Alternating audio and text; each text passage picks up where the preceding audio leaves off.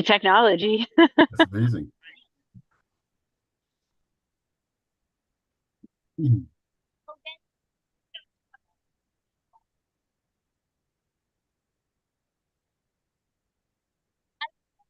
Okay, Greg, we're all set. We're live. Very, very good. Thank you. Good evening. My name is Greg Young, Chair of the Conservation Commission. I would like to call the May 11th to 2026 meeting in order at 6 p.m. This meeting is being conducted remotely in accordance with the provisions of the Massachusetts Open Meeting Law. It is being streamed live and recorded through the Northborough Media Connection. Because we are remote, all votes taken this evening will be by roll call vote. Before we begin, I will confirm the presence of the commission members and staff members participating remotely. As I call your name, please state your name and confirm that you can hear and be heard. Dan Clark, Here. Justin Dufresne, Here. Todd Helwig, Here. Kelly Marston, Here. John Johnson, Present.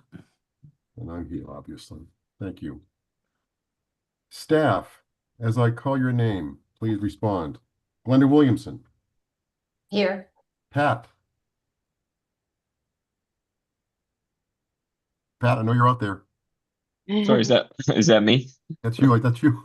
Yeah. Well, All right. I'm here. You want a last name or something, Pat? Would that helpful? So No, that's cool. very good. Okay, thank you. The chair will invite each speaker or applicant on the agenda by name to make a presentation and speak to their application. Participants will provide their full name and hold until their name is called. Each speaker will be asked to mute their phone or computer when not speaking and to speak clearly and in a way that helps generate accurate meeting minutes. Those responding will be asked to wait until the floor is yielded to them. Speakers who wish to respond to the comments of others do so through the chair, taking care to identify themselves. For items of public comment, after members have spoken, the chair will afford public comment as follows. By phone, dial *9 to raise your hand and wait to be recognized. Please note that part of your phone number will be visible to those viewing the meeting. By Zoom, click raise hand on the bottom of your screen and wait to be recognized. The chair will ask members of the public who wish to speak to identify their names and addresses only. Once the chair has a list of all public commenters, the chair will call each by name and afford 3 minutes for any comments. A reminder that this meeting is being recorded and will be available for viewing via the NCAT YouTube channel tab on the right side of the town's website. Kelly, you're on. The meeting will include the following hearings pursuant to MGL Chapter 131, Section 40, the Massachusetts Wetland Protection Act, the Northborough Wetlands Protection Bylaw, and/or the Northborough Stormwater Management Land Disturbance Bylaw. Notice of intent and stormwater management land disturbance permit application number 2026-02 for 17 Green Street, map 37, parcel 115, filed by Coravo Development LLC for proposed construction of a cul-de-sac roadway to serve 3 single-family homes with Title V septic, stormwater management structures, associated utilities, and grading. 25-foot setback, 35-foot no structure setback, disturbance of more than 1 acre of land. Notice of intent application, 35 Solomon Pond Road, map 30, parcel 1, filed by ER Real Estate LLC to perform restoration work on their property adjacent to Solomon Pond in response to an enforcement order issued by the Commission. This restoration work includes the removal of unpermitted structures, planting of native species within the BVW, bank and upland buffer, 25-foot setback, 35-foot no structure setback, 100-foot buffer zone. Notice of intent application, 12 Saddle Hill Drive, map 101, parcel 33, filed by residents Imran and Azigal Hossein for construction of approximately 900 square foot attached accessory dwelling unit, ADU, with existing maintained lawn, riverfront area, 100-foot buffer zone.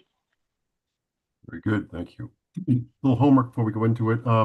John and Justin, I presume that you're all sworn in and that's taken care of? Yes, that was taken care of. Good, good. Justin, Yeah, you're I good? did it this morning, Greg. Okay, super. March 9th minutes. Glenn, good news, bad news. Good news is we can approve the March minutes. Bad news is we can't do last month because we need a quorum and Sally was the 4th. Okay. because we had 3 out last month. So we'll do the March minutes and we'll carry the April ones over. Okay. So any questions, comments on the March meeting minutes? None. None. Need a motion. Move to approve. Is there a second? Second, Seconded by Kelly. Roll call. Dan Clark, Yes. Justin Dufresne, Yes. Todd Helwig, Yes. Kelly Marston, yes. John Johnson. Yes. I vote yes. Okay.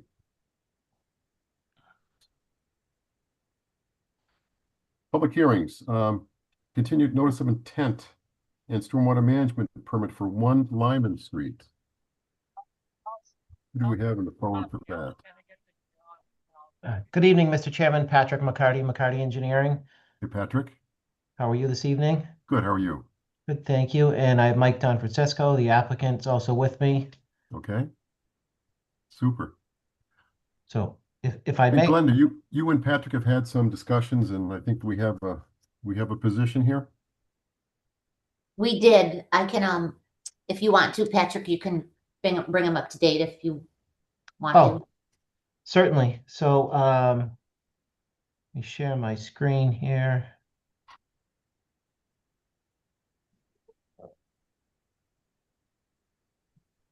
Oh, hold on, I gotta start over.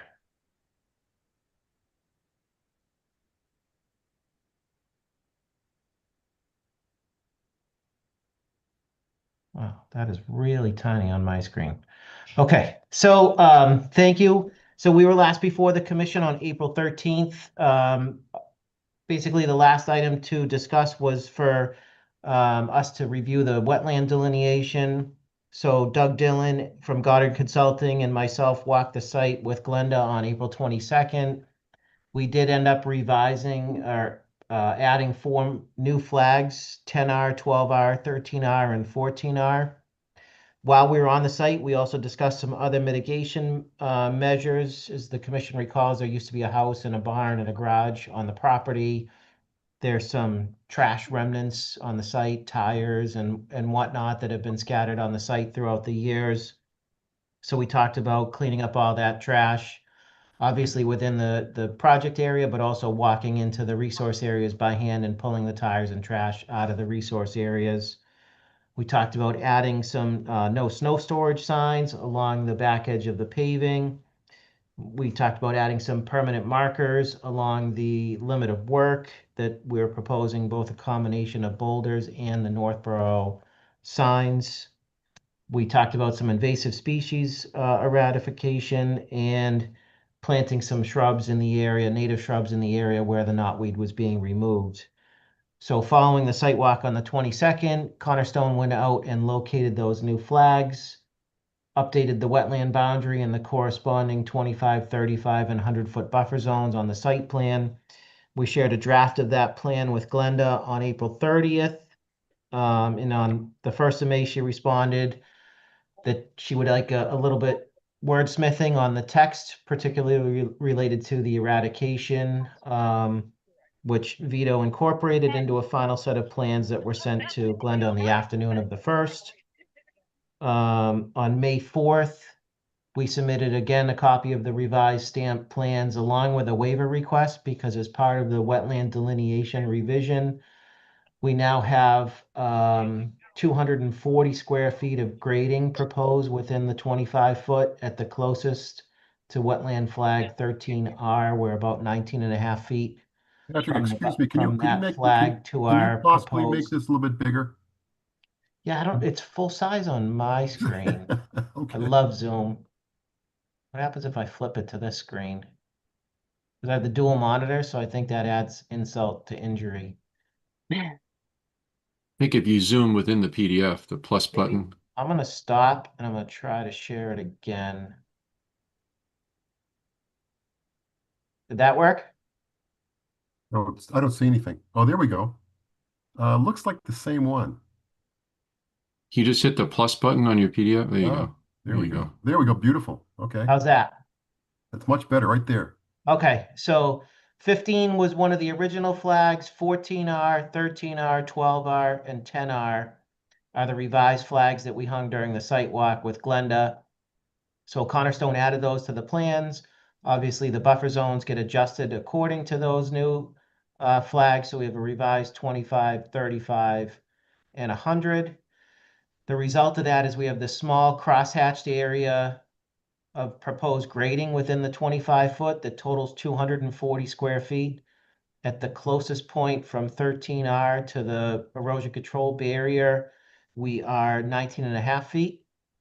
And then we have, I get the square footage correct, 495 square feet of pavement proposed within the no structure, which is this diagonally hatched area.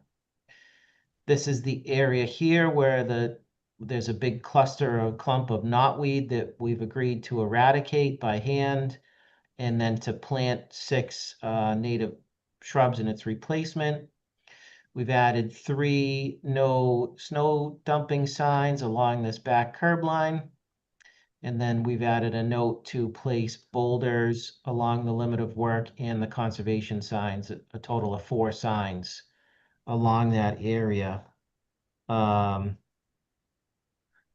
So we did, yeah, like just making sure I covered everything. And then on May 4th, Goddard provided a data sheet to Glenda for these new flags, and then an updated copy of the original wetland boundary report with that data sheet inserted to it. And then on 5/6, Goddard prepared a invasive species management and buffer zone revegetation plan that was shared with Glenda.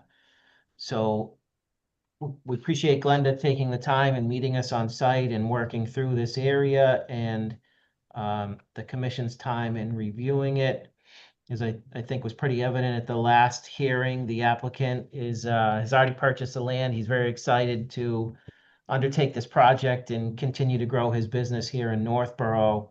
And so we're hoping with these revisions and the requested waivers, the commission would vote to support the project this evening. I'd be happy to answer any questions. So Patrick, there are 2 waivers? That's correct. There's 2 waivers, the 240 square foot of grading within the 25 and the 495 square feet of pavement within the no structure. Okay, all right. And Glenda? Glenda, Yes, you're good with this, right? You've been involved with some of this trade-off work with the applicant. yeah, I think it's a good plan. I think the development itself is gonna eliminate 90% of the invasives. There's a giant knotweed stand right at the entrance that should be covered by most of the building. And as long as there's monitoring, the management report asks for 2 years of monitoring. Would the applicant be agreeable to if we could extend that out to 3 years of monitoring? Yes, yep. Okay, Obviously, because- Mike's making a long-term and substantial investment in the building and the site work and landscaping and everything that goes along with it. So he's selfishly going to want to keep his landscaping nice and keep the knotweed from overtaking it. So we're willing to take on that battle. It's one I've fought before. It's not an easy battle, but we're willing to take it on. Knotweed's very persistent. yeah, Yeah. and I mean, you might not need it, but better to have it with the knotweed than not. Okay, commissioners, any questions, comments, concerns? I have a question about lighting. Go ahead. Do we have, is there provisions in here for dark sky certified lighting? Yes, With- that was brought up. Oh, I'm sorry, through the chair. That's Yes, okay. that was Go brought ahead, up Ted. during the planning board process, and they are shielded, and a photometric plan shows no spillage at the property lines. Okay, sounds good. Thank you. Anybody else, any other commissioners have questions, comments, concerns? Just a quick question. What are the existing conditions in that 25 and 35-foot area that's you're asking a waiver for?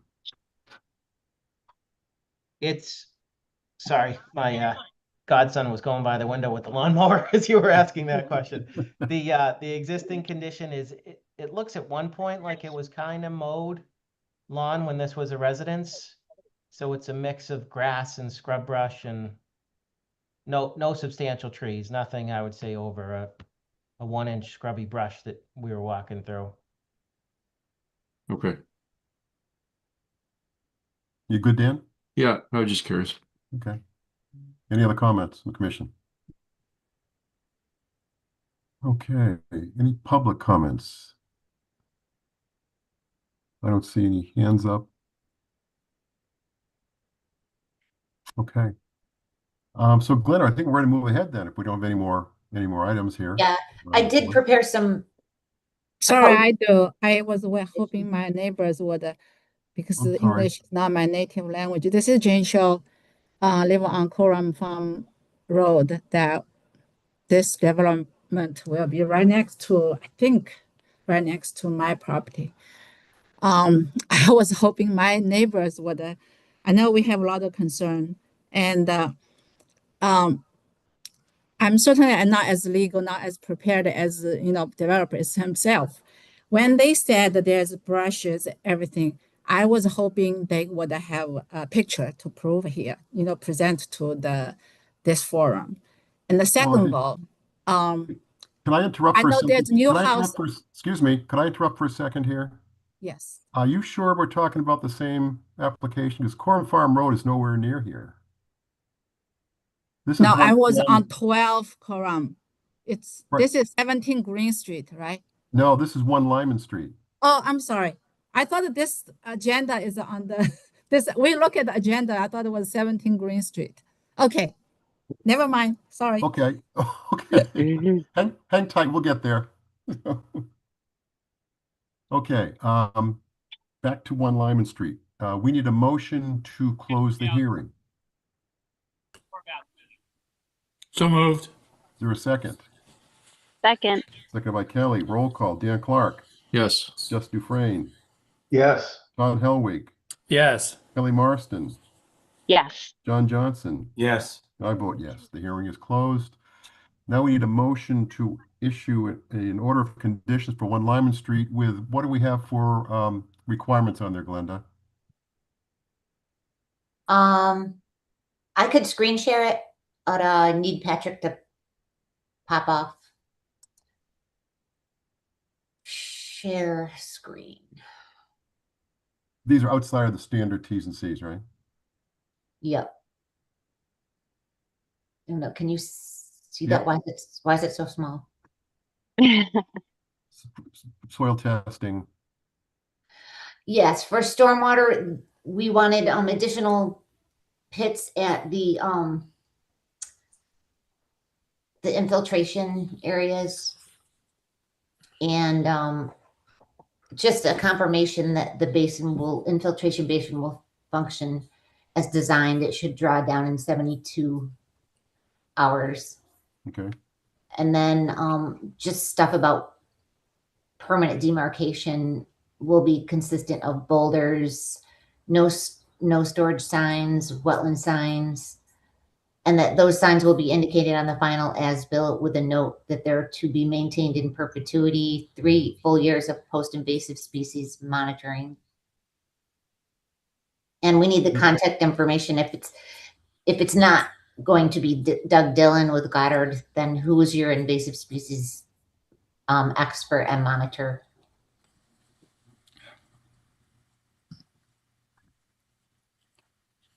Is that a question? Well, we just want them to provide the contact information.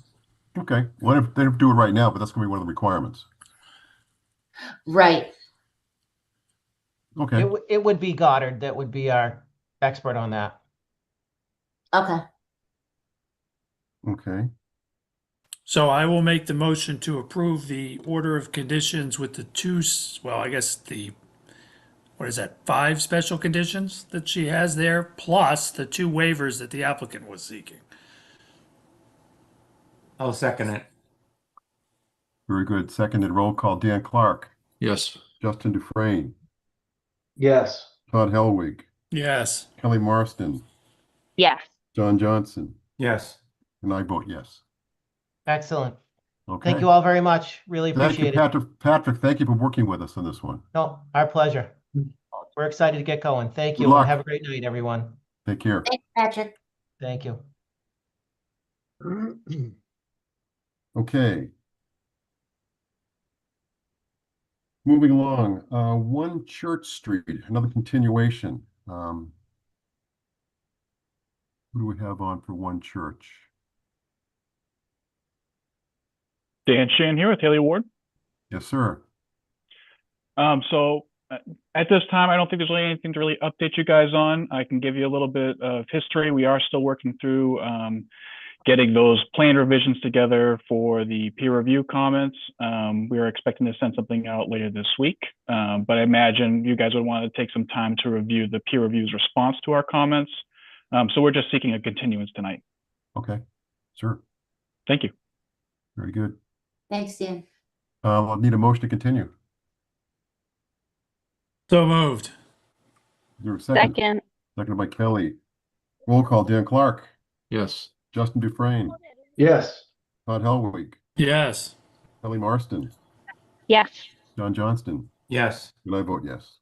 Continued to it's June, I believe it's the 8th.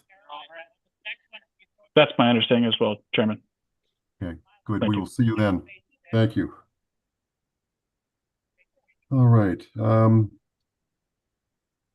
24 Colburn Street, another continuation. Brian Waterman's with us. I am here. What is going on with 24 Colburn Street? Well, I think last meeting, I think we're ready to close, but we did not have a quorum because a member had to recuse herself. Yep. Also in that time, we were working on a planting plan for both 24 and 28 since they're kind of tied together.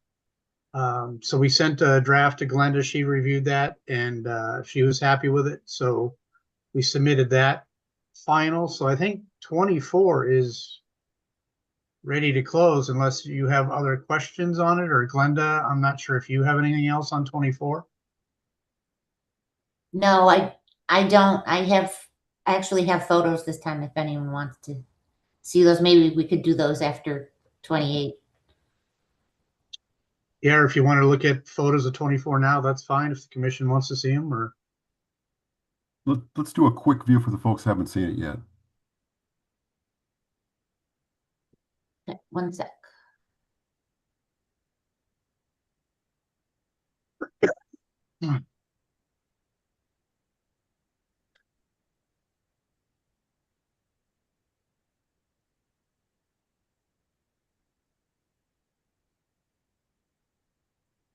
One second.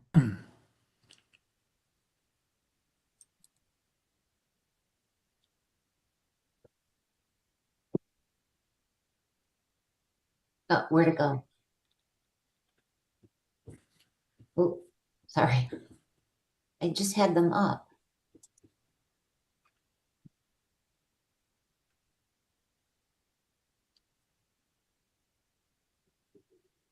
Hey, let me try this again.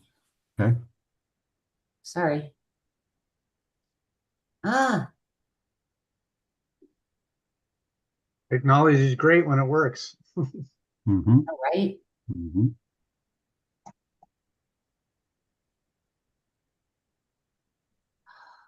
So I opened them. Where did you go?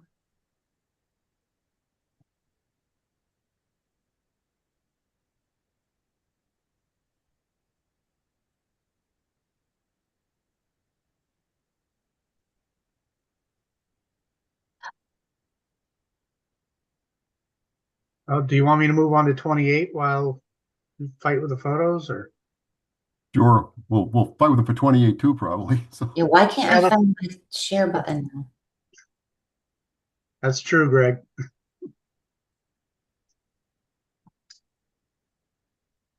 Share screen.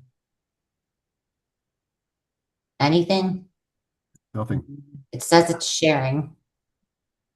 Not on my end. I don't know Yeah, why. let's move on. We'll figure that out later. I'll keep working on it. Are there any questions on 24 Colburn Street from the commission? Nope. I don't No? know. No. Open. So Glenn, do we have everything that we need to move ahead with this one? Yeah, I let the planting plan looks good. It had a lot of extra stabilization for the there's steep slopes out there. Yes, very steep. So he's got a lot of planting and erosion control, seeding. Brian, tell us what the added armoring of the slopes are. How have you made that, tightened that up? Yeah, on the, I don't know if you have the planting plan you can share, Glenda, but we've added any of the areas along the back of the house and the side of the house. We've added overseeding with conservation and wildlife mix, planting of river birch, black birch, witch hazel. What else we got here?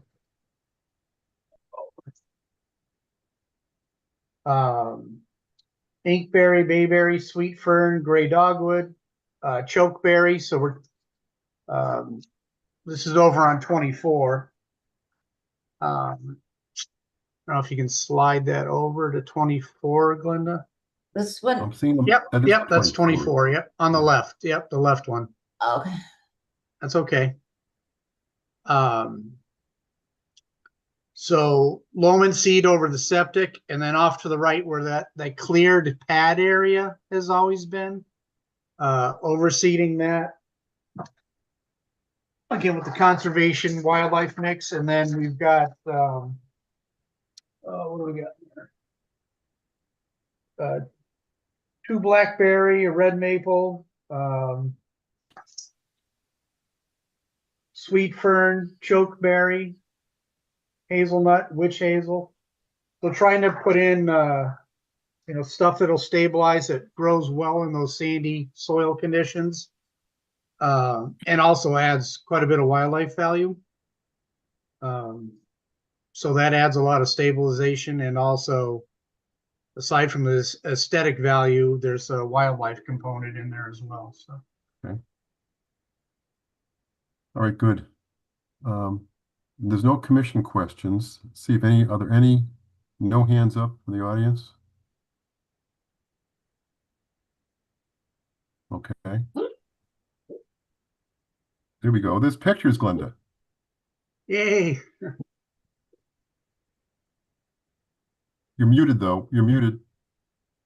I just replaced it with the photos instead of the plan. So Okay. that seemed to work. You can see this now. Yep. we can see Yes. it.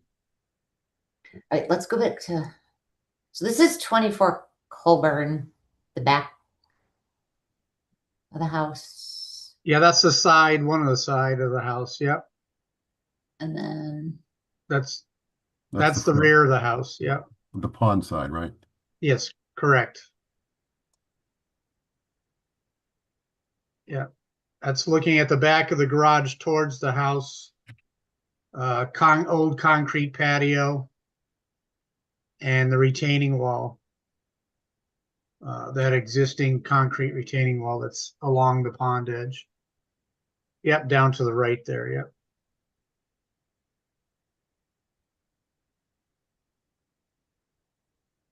So Okay. this house, I believe, was circa 1920, 21, around that area. And for the members that, if you recall, were the proposed house is moving further away from that. So, and that concrete will be removed. This is an area where we had some spillover of gravel and stone, so that'll be repaired, and then seeded with the conservation seed mix and the sweet fern to stabilize that.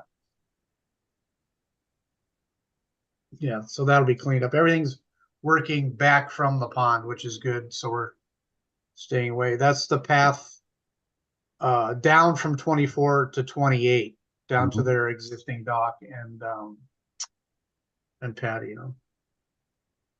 So that's off property on 28. So that, I think this photo's 28. That's up above. 28. Yeah, Yeah. up above. So that was pretty much it for 20. All right. Yeah. So no questions, comments from the commission still? One last chance that you've haven't seen it before. Okay, need a motion. Glenn, we're going to move ahead then if we have no other items. Okay, I need a motion to close the hearing on 24 Colburn Street. So moved. Second. Seconded by Kelly. Roll call, Dan Clark, Yes. Jess Dufresne, Yes. Todd Helwig, Yes. Kelly Marston, Yes. John Johnston. Yes. I vote yes. Hearing is now closed. Now we need a motion for an order of conditions for 24 Colburn Street. Anything special on this one, Glenda, in terms of conditions? no, I don't think so. Okay. You need a motion to issue an order of conditions for 24 Colburn Street. So moved. Is there a second? Second. Second by Kelly. Roll call, Dan Clark, Yes. Jess Dufresne, Yes. Todd Helwig, Yes. Kelly Marston, Yes. John Johnston. Yes. I vote yes. Thank Done. you. Done. Moving along to 28 Overlook Park. Do you have that latest plan, Glenda, that you can share, or I can try to share it from my end? I could probably get it. You want the development plan? Yes, yeah, we can flip back to the planting plan too, but I would start with the septic plan there. Whoa. I think it's this one. Can you see this one? Barely. Yeah, you can zoom in on it on the development part if you maximize that screen, I guess. Yeah, there's a slide. Yep. There you go. Good. All right. So this one, at the last hearing, we didn't have DEP comments yet, so we kind of just did a rough overview of it. Glenda and the chairman and I had walked the site previously. We did receive DEP comments. The only comment they had was they wanted an after the fact Chapter 91 permit for the dock down at the water, which is a separate file. It goes to the Waterways Division. We prepared Chapter 91 plans and sent those into Glenda. So Glenda has a copy of the Chapter 91 plans. Like I said, it's kind of a separate issue, and that was their only comment for 28. So we'll be submitting those to the Waterways Division and copying the DEP reviewer, just so they know we've addressed that. Okay. Currently, there's only one Chapter 91 permit on the lake. It is a great pond, so I would imagine anyone else that files in the future is probably going to get the same notice to file an after the fact Chapter 91 permit. So a portion of the do you have the existing conditions plan still handy, Brenda? Yeah. Just so I know, some members are just seeing this probably for the first time. So yeah, if we can zoom up. So again, this property contains a house that was built in the, I believe, 1920s or 30s. It's basically a 3-story built into the side of the slope. There's a gravel drive in the back of the house that goes down to 24. And then farther down the slope, in one of the photos you saw, is another gravel pathway. Yep, you can see it there between 24 and 28. Access to the house is actually up off of Overlook Park. That's a paved parking lot at the top of the house.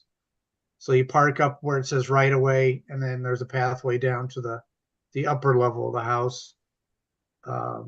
Large lawn area up front. There's an old historic concrete and dirt pathway that goes down that steep slope down to the water. It was probably a nice path back in the 30s, 40s, and 50s. But we had discussed restoring that pathway, but we've abandoned that just to let it. It's really overgrown with large trees and it's very steep. So as we'll show on the proposed plan, we're restoring the majority of that gravel drive that's through the center of the two lots, and they will maintain a pathway there down to the lower walkway. So we've hit that extensively with planting as restoration, leave them a 5-foot path centered essentially on that gravel drive. So reutilize what's there and restore around it instead of trying to mess with the stuff that's grown in going down that steep slope. So if you want to go back to the proposed plan, Glenda, please. All right. So the proposals for a new 3-bedroom, essentially sitting on top of where the existing house that you just saw was. And then with a angled garage that will support the family, some of their business trucks, I believe, or larger trucks for his business. This would have there are currently two cesspools that service the existing house, one lower that's in the 100-foot buffer zone, and one up in the front that services the upper level of the house. So the new proposal is to have just a gravity system, the tank out back, and then going to a new Title V system located off the path. So we're trying to minimize grading at that edge.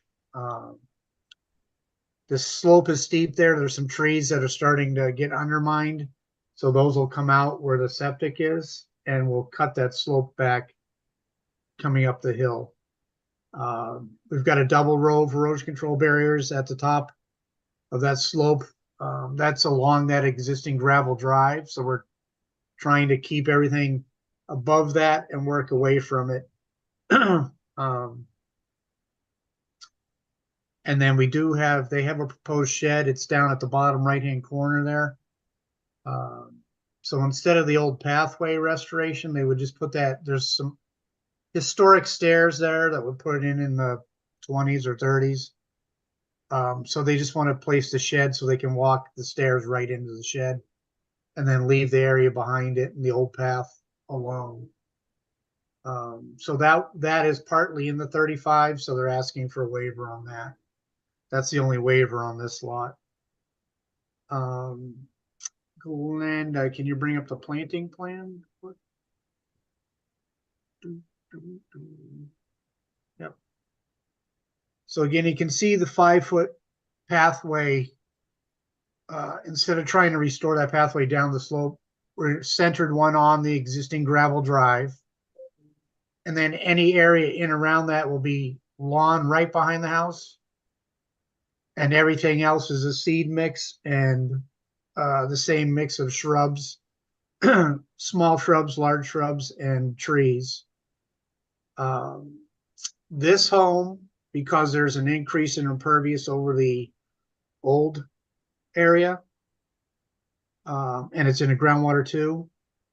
So we're restoring areas that were historically disturbed. We've also added a rooftop infiltration that will take half of the existing home plus the entire garage. That goes to the rooftop infiltrator located up to the top or the bottom left in that picture. And the front half of the roof will go to a rain garden located off to the right there. We've completed witness soil testing. Chris Craig has the Board of Health plan. Like I said, this is all like bank run gravel out here. It's pretty crazy. So we'll have good infiltration rates. So it's reutilizing the property that's like I said, the house was built, I believe, in the 20s. It's been abandoned since, oh boy, was this one 2012 or something? So and this is all part of the family. Has lived here since, I believe, the late 1800s, early 1900s. So this is for some of the children that are going to be building reutilizing the properties and building their new houses here. So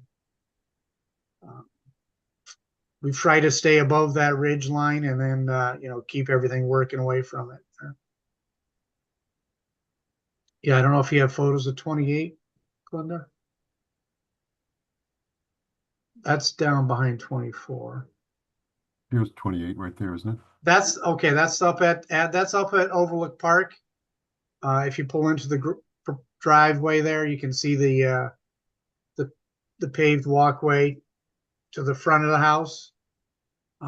So from the front of the house where you're looking now to that center gravel driveway, or the gravel access path in the back of the house, that's a drop of 16 feet. Just to give you an idea how someone did a heck of a construction job back then. But there is a cesspool at the top level that handles the top part of the house, and then a cesspool on the back. So those will be going away and replaced by a new Title V system. Very good. Thanks, This Brian. is down on the gravel path looking up the slope. There's a shed right there up at the top. Yeah, you can see some of the trees on this slope are starting to go. Those will be removed as part of the septic construction. And so this pathway right here, which is where I'm standing, that's not a, thanks for putting me in that picture, Glenda.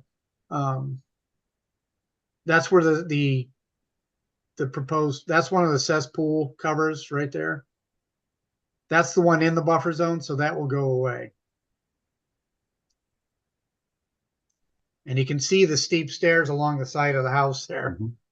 No, it's 3 stories. I don't know if you have any more, Glenda, on 28. No. Yeah. This is the lower, sorry. That's the lower path that goes out. That's the pond. That's the abutting properties at 24 and 22 Overlook Park. Yeah.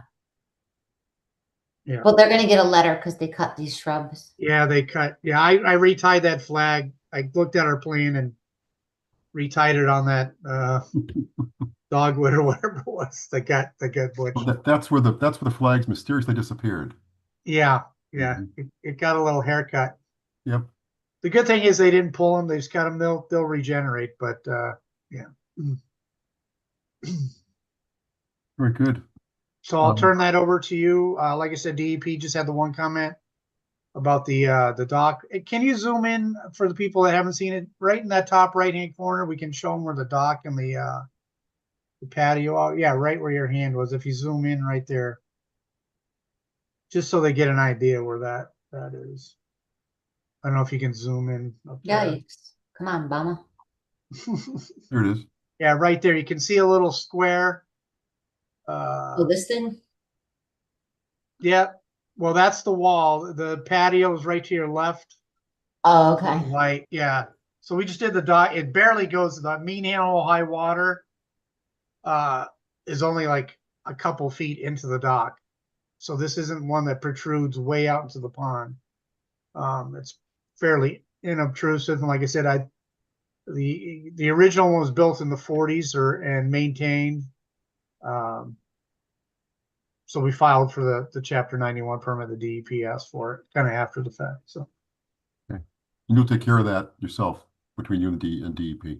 Yeah, it's not really part of this. It's like I said, it goes to the Waterways Division, not the Wetlands Division.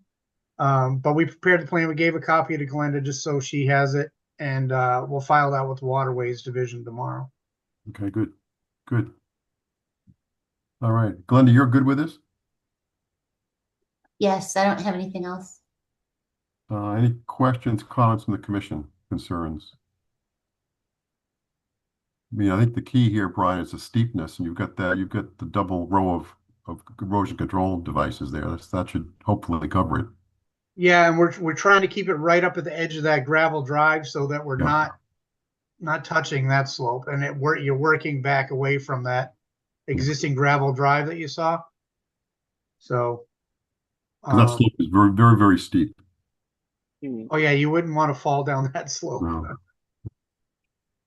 Anyway, no I have a question. question.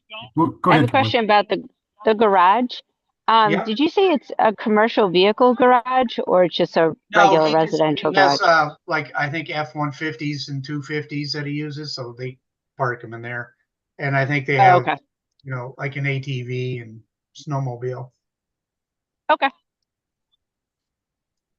Greg, just a quick question. Sure. So the occupants of this house, how do they get from their house to the lake? They walk west? They'll go down that path. Yeah, like I said, their brother and sister will be living at 24 All right, so they go west to that intersection and then go east back on the lower. on the lower path. Correct. Okay. Dan. Yep. Okay, gotcha. Yeah. Yep. Yeah. So they won't be going down the hill Yep. anymore. All right.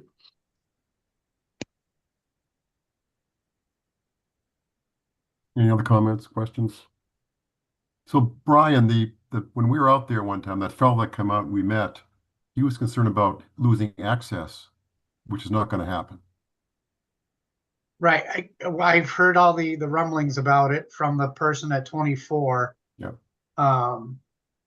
And they were worried that we were blocking the access, which we're not. These guys have used that for, like I said, since the 1920s. And they haven't presented. Apparently, they said they thought they had an easement across both properties, but none of the record plans or deeds we've seen show that. And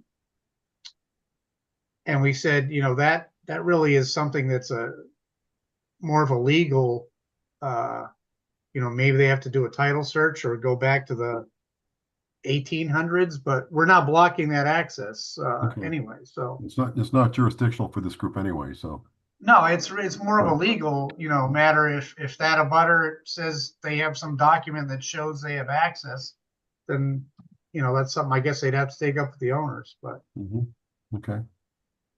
All right, Glenda, we're going to move ahead then here with no questions from the general public. So I don't see any more hands up out there. Okay. Then we need a motion to close the hearing on 28 Overlook Park. So moved. Is there a Second. Seconded by Kelly. Roll call, Dan Clark, Yes. Justin Dufresne, Yes. Todd Helwig, Yes. Kelly Marston, Yes. John Johnston. Yes. I vote yes. Hearing is closed. Now we have need to issue an order of conditions for 28 Overlook Park with nothing special, Glenda, right? No other? No, No. Okay. Is there a motion? So moved. Very good, Kelly. Is there a second to that? Second. Second. Roll call, Dan Clark, Yes. Justin Dufresne, Yes. Todd Helwig, Yes. Kelly Marston, Yes. John Johnston. Yes. And I vote yes. All right. You're all set, Brian. Brian, construction going to start simultaneously on these or going to do one off? that's a good question. I'm not sure. I would think 24 would probably start first. I think 28 they're still working on some things with their architect. Yep. I can try to get that answer and forward that to Glenda. I know you'll want to have a pre-construction meeting anyway, so Okay. you know, take a look at the erosion control barriers and make sure everything's Yes. good before construction starts. So Yeah, good. All right. Thank you, Brian. thank you all. Good night. Good night. hey, thanks. Thank you. Okay. We're going to go to 17 Green Street. This is a new notice of intent and stormwater management.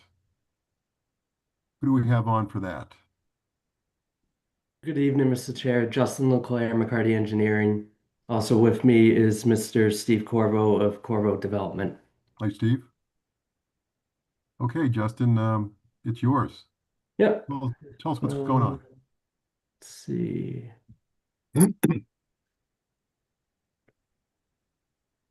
Can you guys see that? It's very small, but I can see it. Nope, hold on. Zoom in a little bit more. That's good. All right. So, as I said, Justin Leclerc, McCarty Engineering here tonight on behalf of Mr. Corvo for the proposed subdivision roadway and 3 single-family lots located off of Green Street. So just to orient the commission, Green Street is here, Howard Street comes down. This is the intersection where it forks off and goes 2 different ways. There is an existing new build here, and we're looking at the 4-acre parcel here that's currently undeveloped. I'm just going to pan over. Wetlands were delineated by 3 Oaks Environmental and located by Jarvis Land Survey. And the wetlands are shown here in the corner. You have the associated 25-foot no touch, the 35-foot no structure, and then you have the 100-foot buffer zone here. So as I said, we're looking to permit a subdivision roadway shown here, Knox Trail, 20 feet wide with a 40-foot bulb at the end servicing the 3 single-family homes shown here, and then 2 at the end of the cul-de-sac. Each one will be serviced by electric, town water, and on-site septic. And drainage is proposed within the subdivision roadway, your conventional drainage system. So everything comes down to the cul-de-sac to proposed catch basins here. And then that is piped underground to the proposed at-grade infiltration basin located here. The driveways for each single-family home is proposed with a piece stone diaphragm on the downhill side of the driveways. So runoff will go across the driveway and infiltrate into the piece stone diaphragms. The rooftop for the proposed single-family home here will be directed to a dry well shown here, specifically the Caltech system with 6 chambers. Rooftop for the 2 houses off the cul-de-sac will be directed roof leader system, but those will be directed to the main trunk line for the drainage and conveyed down to the at-grade infiltration basin here. The project was designed to be in compliance with both the Massachusetts Stormwater Handbook as well as the town Northborough stormwater regulations. So we're meeting the pre-post, and we are providing the 1-inch for the proposed impervious on site. In both the dry well, we are providing treatment in the piece stone diaphragm as well as in the at-grade infiltration basin. We did receive comments from DEP pertaining to soil testing, confirming depth of groundwater, providing that information, updating the infiltration basin if needed. We did reach out to Jarvis Land Survey. They are mobilized to go out and stake these out, and then we'll go out and log the deep holes and provide that information. So with the stormwater basin, I just want to point out we have a sediment forebay, your flared end, everything comes into here. And then we do show the proposed discharge point here, as well as the overflow spillway. Again, we're grading up to the 25, but we're not grading beyond it. And we just are showing a little bit of stone within the 35. All disturbed areas would be loam and seeded accordingly. I also did receive comments from Glenda today. I didn't get a chance to formally provide responses, but overall, the comments we can address, provide formal responses for the next meeting. But one of the comments I just want to point out was regarding phasing. The intent would be to build the subdivision roadway first, get that stabilized, get the drainage in, ideally get the road to binder, and then start the construction of the single family home. So you're almost seeing 2 phases that would just roll into each other.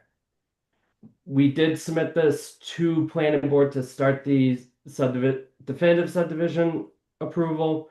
We did submit this preliminary to the planning board in the fall. They gave us the preliminary approval back in December, and we just had the first meeting with them for the definitive last week.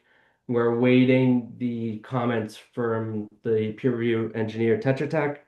Once we get those, we'll update the plans accordingly per planning board comments, per Tetra Tech comments, and per Glenda's comments, and any comments that the commission has here tonight. And those comments are for stormwater design, correct? What was that? Are those comments you're waiting for? Third party? Yeah, so the comments from Tetra Tech is for the whole definitive subdivision approval. That will include the stormwater design as well. Okay. So that's really the overall of the project. One comment from DEP, in addition to the testing, was regarding the erosion control. We do show it on the plan specifically, just so a commission can see. We do show a down gradient of all our work, as well as down gradient of the infiltration basin. We do have the detail on sheet 6. It's your standard straw wattle silt fence. With how tight the grain is and everything, their comment was just to make it a little bit clearer. So that's a simple change. We can bold that. We can point it out more.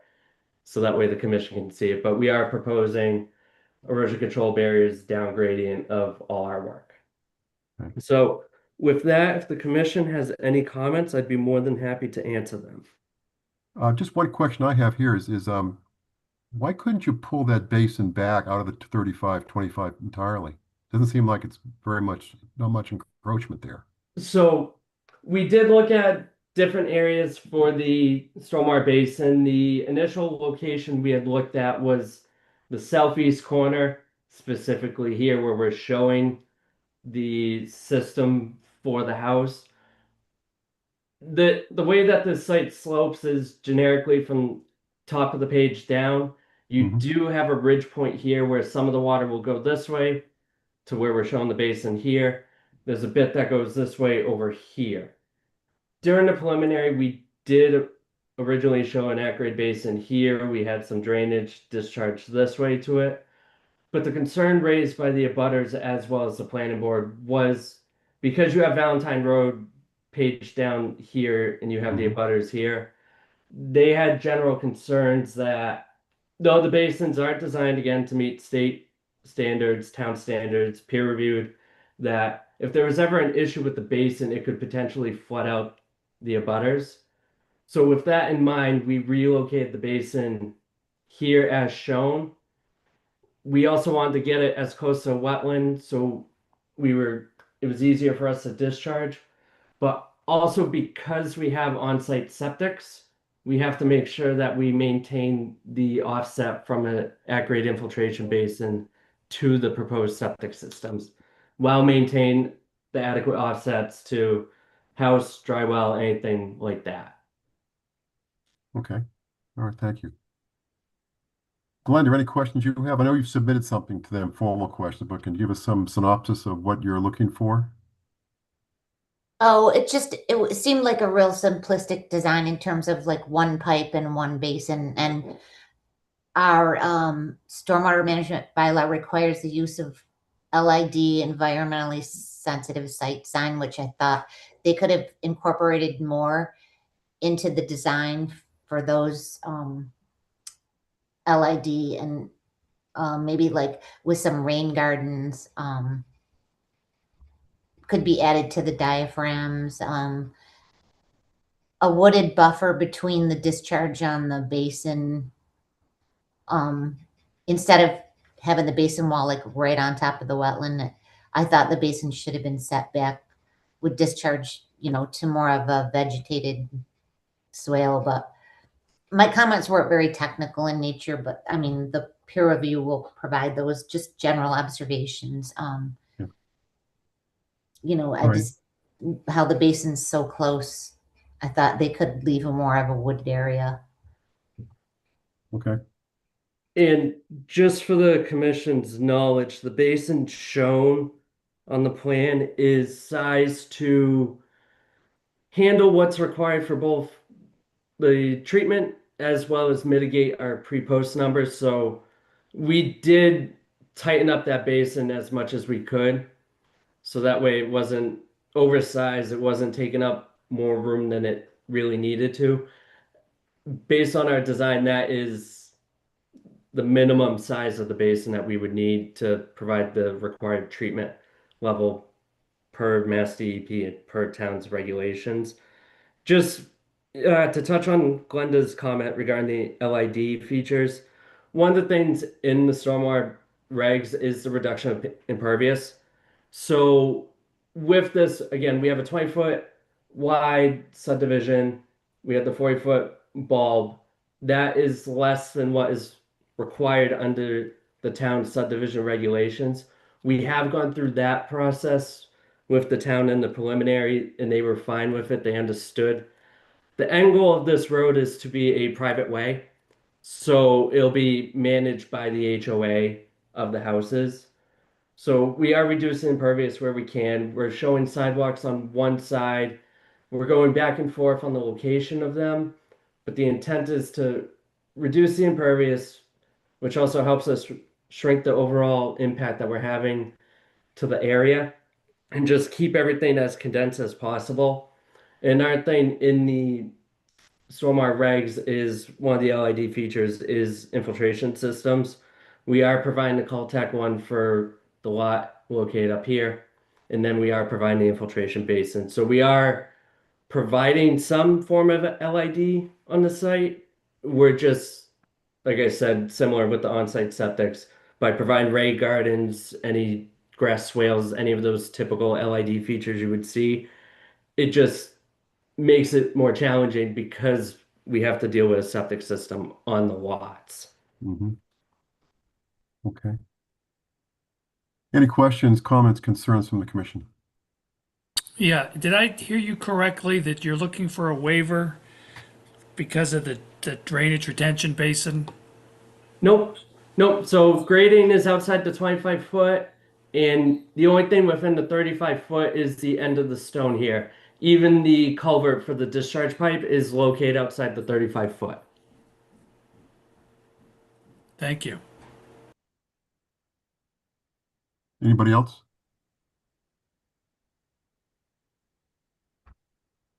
Okay. Glenn, we're going to see these folks back again anyway. We need to have your questions answered. We need to have that third-party review data come in. So I'm presuming we're going to continue this through June anyway. Right. Okay. Any public comments? If you have, raise your hand if you're interested, have questions.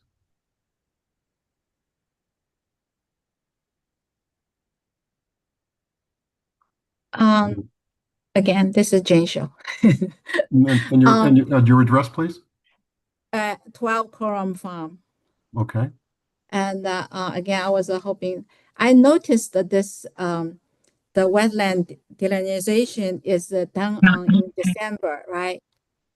And we know that in the spring I was hoping to see a spring season confirmation of wetland boundary and the hydrology, or not, because that has an impact of the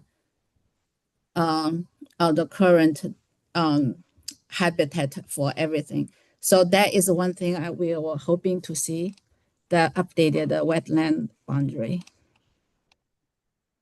Is that possible? Justin, can you slide that bit to the right a little bit so we can see a little bit more of the wetland environment? Yep. Oh, it ends right there. Okay. Sorry about that. All Right there? Yep. Okay. So did you get the question, Justin? yeah, so sorry, I'm just taking notes while we're going through. All right. So as part of this, Three Oaks Environmental went out, conducted their site visit.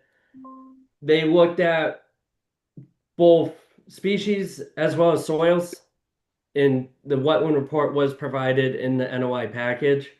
So standard practices were done. DEP didn't have any comment pertaining to the time frame or how the delineation was done. I would say that Three Oaks has been involved in delineations for 30 plus years, and they are former DEP. So they do have a reputable reputation, and a lot of people do know them. So with this one, the other thing, I checked it myself, is I took the delineation, I did verify it against Mass DEP's online GIS wetland system, and it was fairly accurate to even what the GIS is showing. So I would be confident in saying that it's a fair delineation. Glenda, I don't know if you were able to go out on site and see the flagging that was done, if you have any questions about it. Greg and I actually walked most of the wetland line, I think, Greg, if I remember. And the delineation was spot on, and that was just like I don't want to say last week. It was So- 10 days ago, roughly, maybe. Yeah, like we didn't verify it in the winter. We were literally just out there, and it was Marianne DePinto. It was spot on. It was right where it should be. So Does that Thank answer, you. does that answer your question? Yes. So is that possible for us to see existing wet condition and the seasonal flooding picture of them and the wildlife presence? And also drainage path towards existing homes. We even So, for Mhm.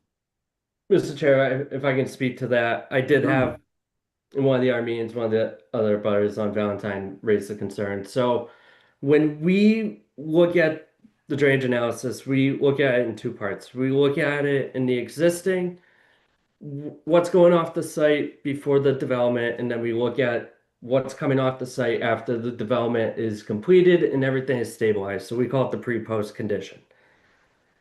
Per Mass State standards, as well as the town's regulations, we have to be less than the pre number. We can meet it, but we cannot exceed it.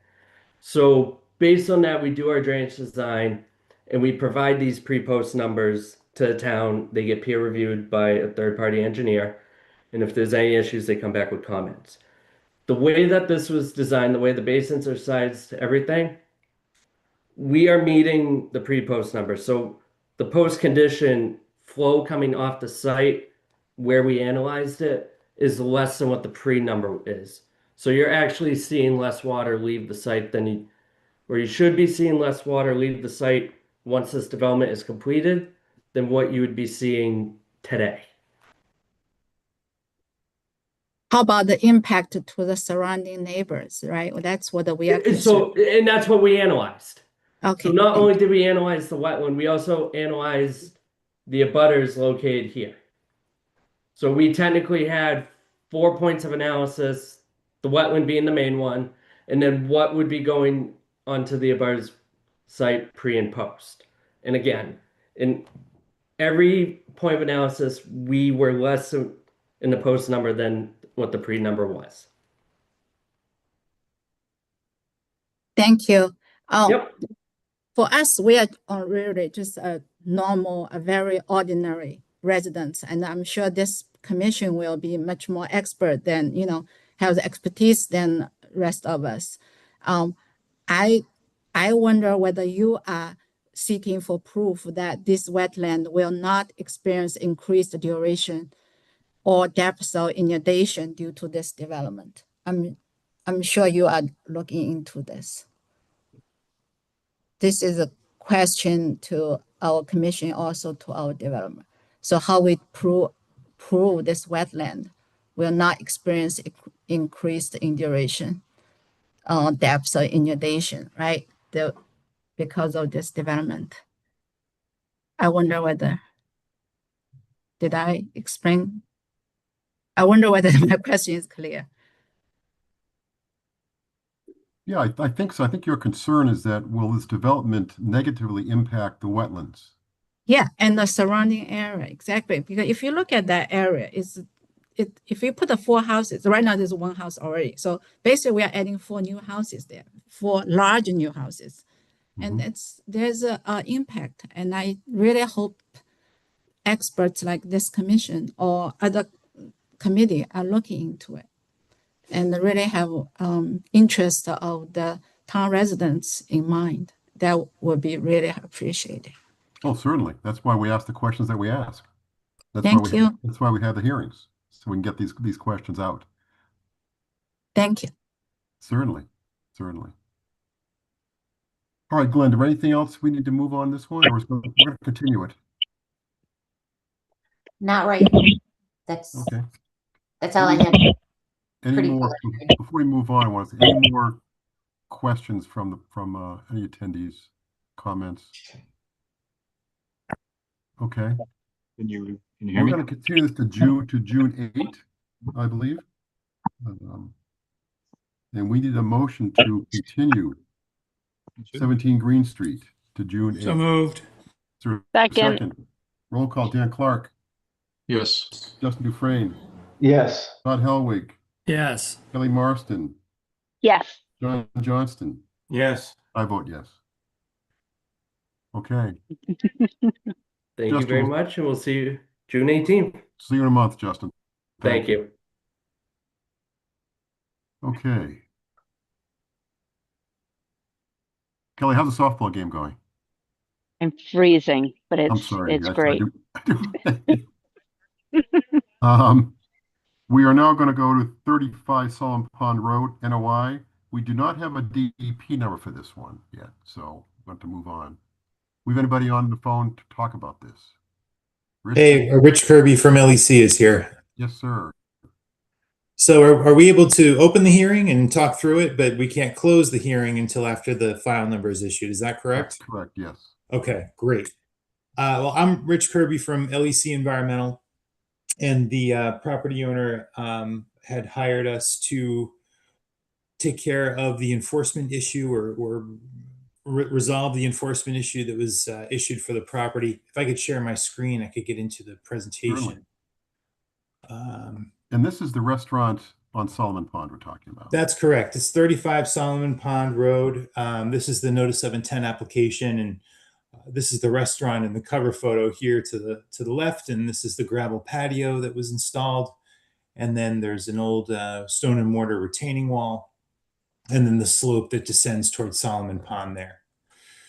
So as the commission knows, it's in the northeast portion of town, and we had looked to see, I'm going to zoom out a little bit here before I zoom in, what the area had been before they put the gravel patio in. And we looked at some of the Google Earth imagery going back to 2010 and 2005. And I know that it's photoed here, but I have a, let's see, I have Google Earth open.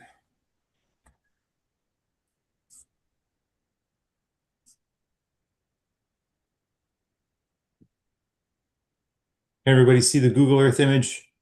I can see it, certainly, yes. Okay, great. So here's the restaurant here. This is the land between the, you can make out the stone and mortar retaining wall with that thin light colored line. And this is the land that separates the pavement from the retaining wall. And it appears to be maintained from this photo from 2010. There's another one going back to 2005, but the resolution isn't as great. Mm-hmm. But regardless, the clients, the property owners are willing to restore that area. Again, here's the photograph. It was on the cover letter. Here's another image. Oh, sorry about that. Here's another image looking toward the pond. It's a relatively steep slope that descends from the stone and mortar retaining wall down to the water's edge. So you've got a sort of a narrow band of wetlands adjacent to the bank. There's no floodplain associated with the property.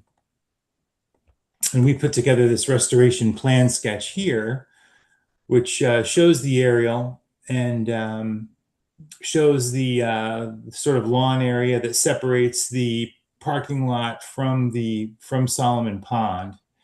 And we approximated the location of the gravel patio based on some field measurements.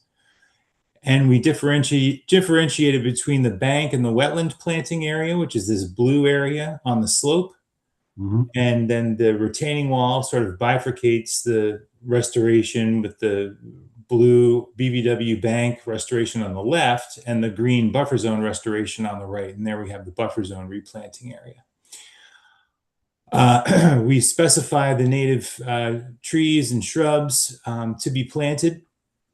We've talked with the owners and recommended they source these from Bigelow Nurseries. And we want to make sure that they're only straight natives for the planting effort with no landscape cultivars.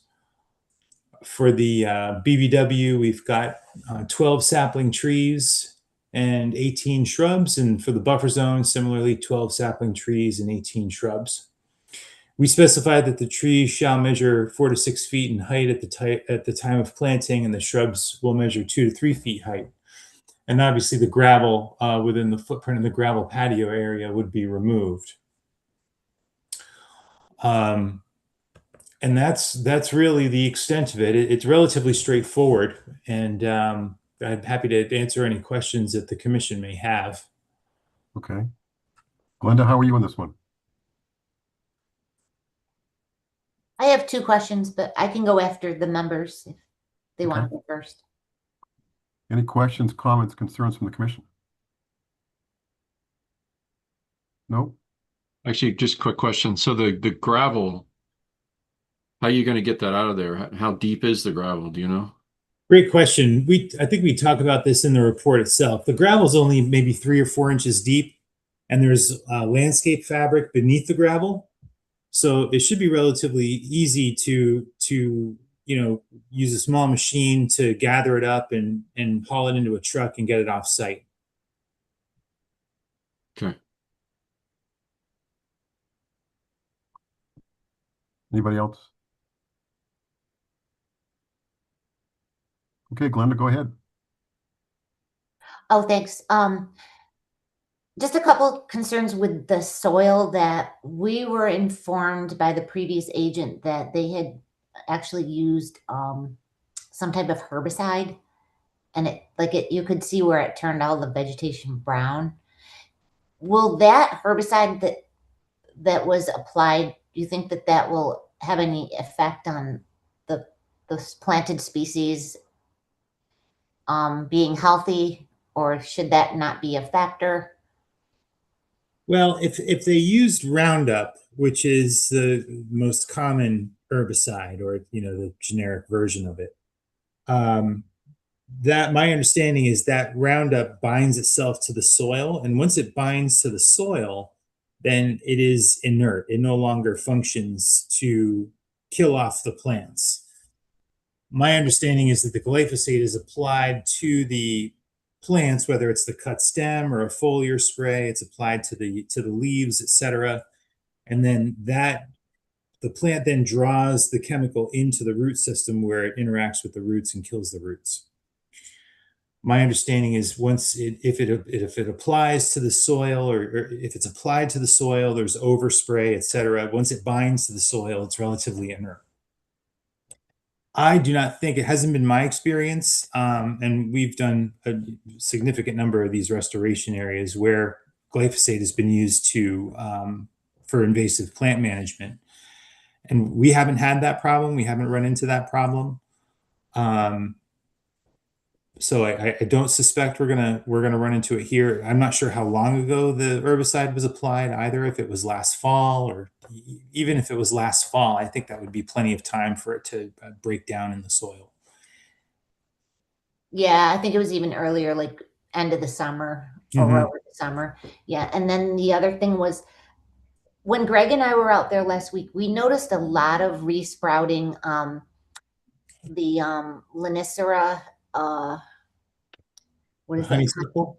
The non-native honeysuckle. So I don't really have issue with that non-native being there. I mean, the roots are providing a lot of stability on the slope. So in my opinion, I would like to see those left if they don't interfere too much with your native plantings, just because the root systems are so well established. I think ripping them out would be more detrimental. Yeah, no, I agree. And I was thinking about that when we were on site looking at the slope. I mean, if anything, we could maybe cut the invasive honeysuckle at the stem, at the base, but obviously leave the roots intact, and the root system would continue to stabilize the slope. Obviously, with the new plantings, as those root systems mature and expand, those are going to help stabilize the slope as well.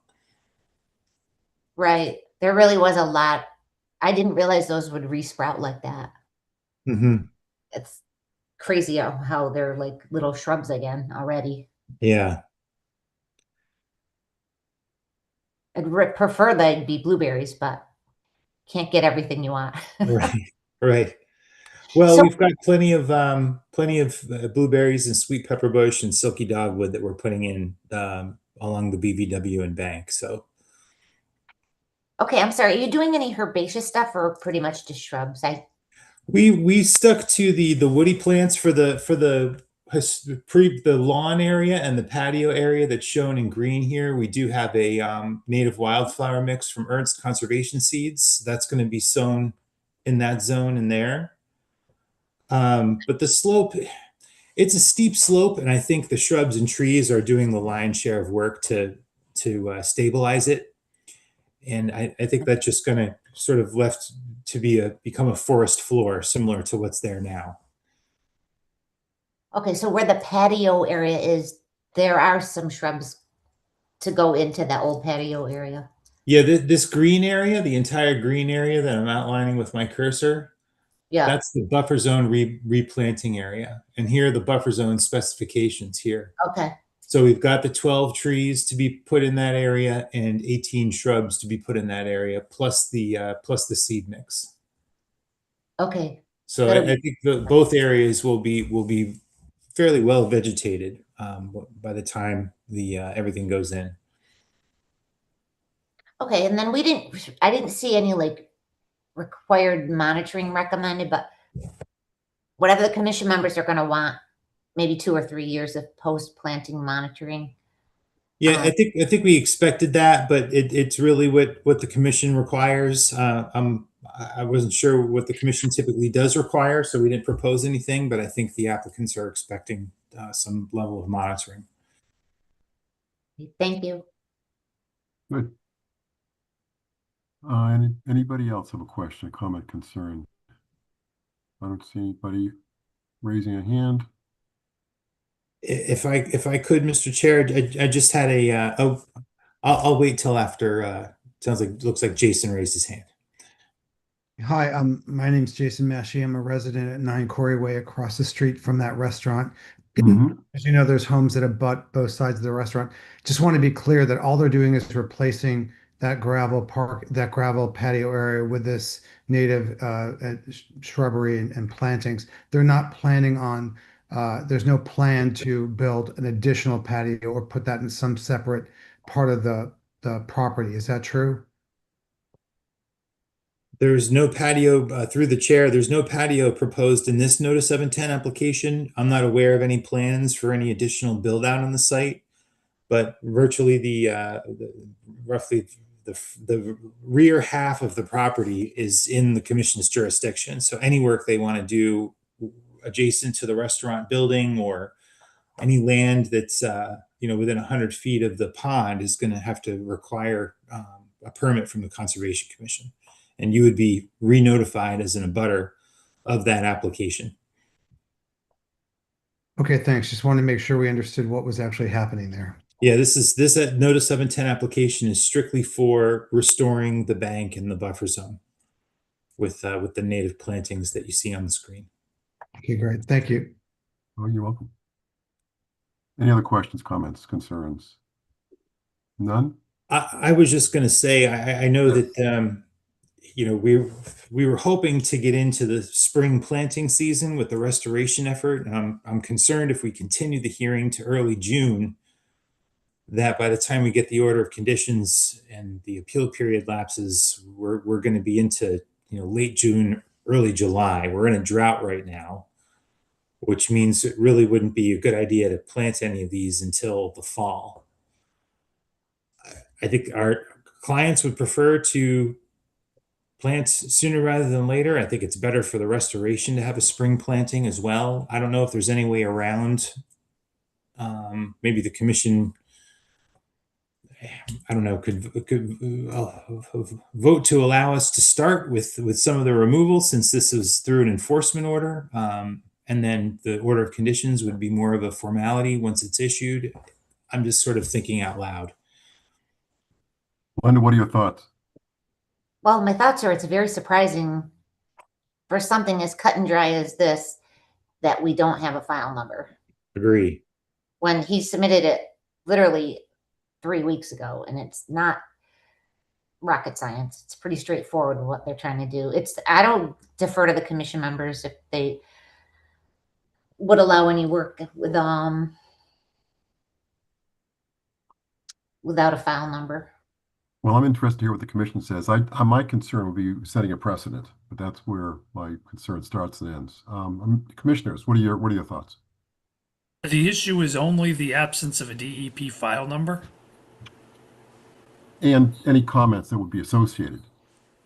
I mean, I guess my view is they can go ahead at their own risk, and if DEP comes back with a comment, they're going to have to do whatever DEP says they want them to do. Interesting. Okay. Yeah, I'm similar to Todd on this one, Greg. I mean, I think for most of them, you know, being a new filing or something, you know, it's a new project. This being an enforcement order that's been hanging out there for a while, I'd rather just try to get it done if we can. And this one's pure restoration of what we've done too. So for me, it's, you know, let's try to get this area restored when everything has the best chance of surviving. And if we can do that sooner rather than later, let's go after it. That's where my head's at. Okay. Good. Any more comments? I agree. I'm comfortable, you know, moving ahead. I don't know what we can, since it is an enforcement order, if that gives us any flexibility, like we could ask them to go remove the gravel because that has to get done anyway. Yep. It's an interesting point. That's an enforcement order, which makes it a little bit different. And then going to Todd's point about the applicant assumes the risk if we move ahead. Then we would, if we got a file number between now and June 8th, then we could close the hearing and issue an order during the June 8th meeting. But let them go ahead with getting started. Okay. I'm interested in what Kelly and John think. I'm in favor of moving the gravel. What moving ahead without the DEP number? That's right. Okay. I am too. Okay. All right. I can see the position with it is not precedent setting because I think the enforcement order kind of changes the rules a bit. So yeah, it's almost as if the commission is allowing sort of this notice of intent to be an after the fact notice of intent, or during the fact, I suppose, notice of intent as we move to resolve the enforcement order. Yeah, and we probably could have dealt with it that way too if we chose. So, do we need to apply any type of wattling at all during that gravel removal process? Yeah, so there is a straw wattle proposed along the base of all of the work. Yeah. All of the gravel removal is on a very flat surface, and you have the retaining wall. Let me go back up to the cover photo. I just didn't see it. Yeah, I see that there, but just concerned about what's on the other side of that wall. Yeah, so care will be taken to pull this gravel back from the wall. And again, there's landscape fabric under the section that I looked at. I saw landscape fabric under it. So I presume there's landscape fabric under the entire thing. Okay. But it should be pretty easy to pull this gravel back with minimal potential for the gravel getting down on the slope over here. That said, we'll have a straw wattle along the base of the slope anyway. All right, sounds good. Thank you. Okay, so the work on the suggestion here is that we close the hearing and we move ahead, assuming that we get that vote, and then move ahead with issuing a certificate of an order of conditions for 35 Solomon Pond Road, but we allow the work to start concurrently. Or you could even keep the hearing open if you prefer and continue it to June 8th. And in the meantime, we'll get started on the restoration effort in accordance with the enforcement order. That way, if there's any comments from DEP that require a special condition or you to modify the language of one of your conditions, there might be an opportunity for you to do that at the next hearing. Okay. The most important thing is that we can get started with the restoration effort and try and get these plants in before the planting season ends. Right. Yeah, and based on that, I would move that we allow them to proceed with the restoration work and continue the hearing. Okay. And I would second it. And a roll call vote on that. Dan Clark. Yes. Justin Dufresne. Yes. Todd Helwig. Yes. Kelly Marston. Yes. John Johnston. Yes. And I say yes. Okay, we got a plan. All right. Thanks, everybody. I'll keep you posted through Glenda, and we'll go from there. See you June 8th. All right. Thanks again. Thank you. Thanks, Rich. Have a good night. Nice work. Okay.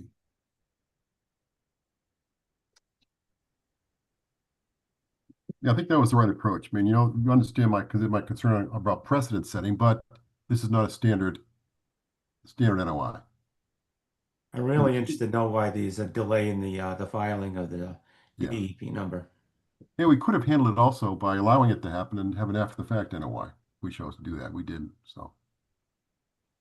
Okay, 12 Saddle Hill Drive.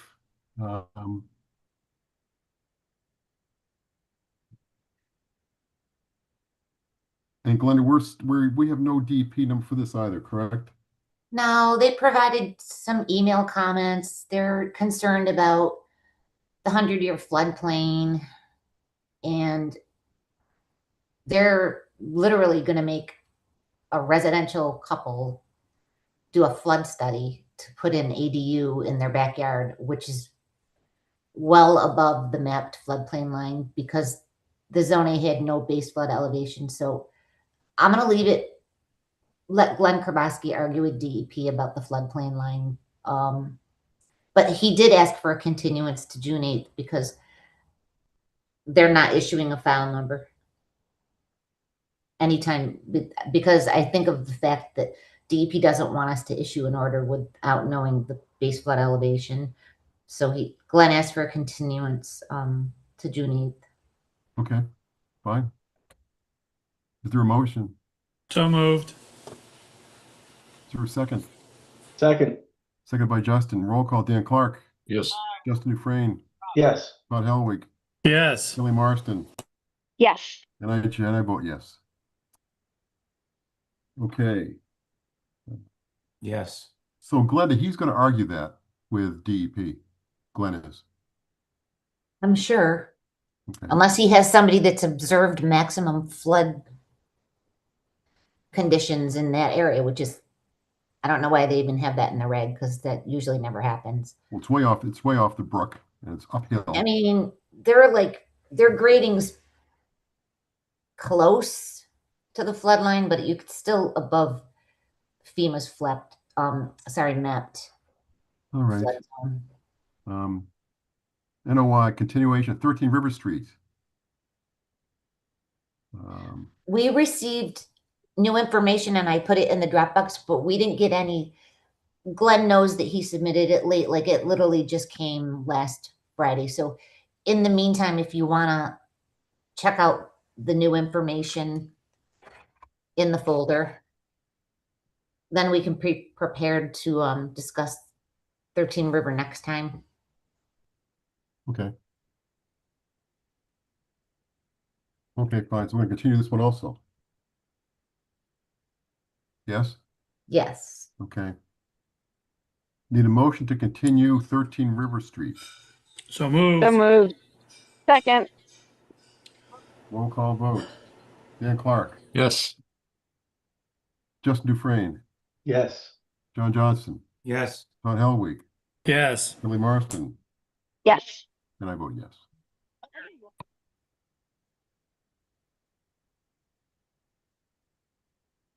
$238 Hudson Street. We already talked about this last week. They requested a continuation until June at the April meeting, so this one's continued. We're not going to have to vote it. It's already done. We'll talk about it next month. Will they be ready next month, Glenda? I would think so. They working on a revised plan, I guess, to satisfy zoning. Okay. The emergency certification for Raleigh Road. This, I just wanted the members to be aware of, that they have those big, I could show some photos. They have those big pump things, I think, that pump out the groundwater. I'm not really very familiar with remediation techniques, but they have, wait, let me go to 5.7. They have these big sump pump things, I think.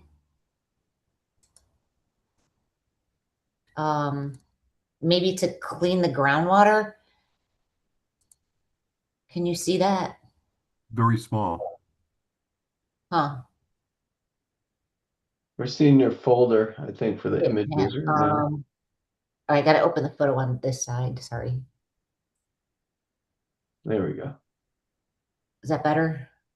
Yeah. Yes. I have this dual screen thing going on, so I guess they brought in like these super long dumpsters. The problem is I haven't talked to the contractor after they did all this. I assume this is to put contaminated soils in. It was just petroleum. They have booms in the stream. I can't smell petroleum on the site anymore, but the leak occurred right here. So they have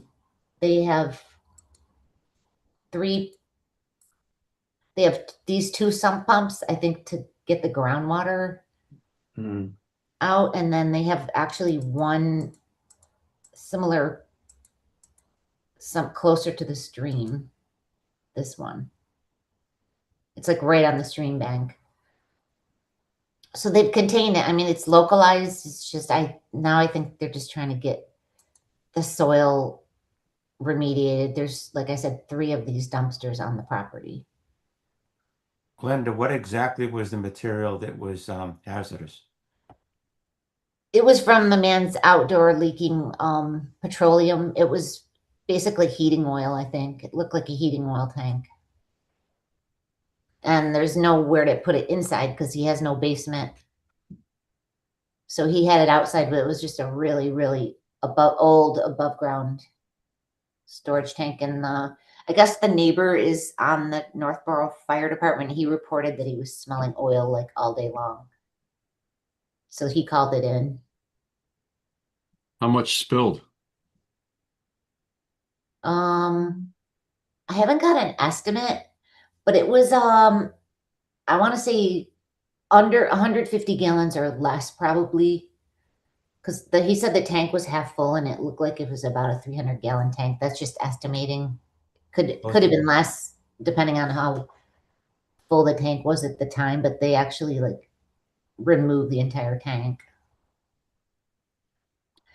And I just wanted them to provide us updates, when the site's clean. And I had to send a copy of the emergency cert to the wetland section. So I would be surprised if they don't require an after the fact NOI filing under the limited project provision for cleaning up hazardous material or waste. But I haven't heard anything from them yet on Is the that. Board of Health aware of this action? Yeah, I copied the Board of Health also in fire chief and the Board of Health. Okay, thank you.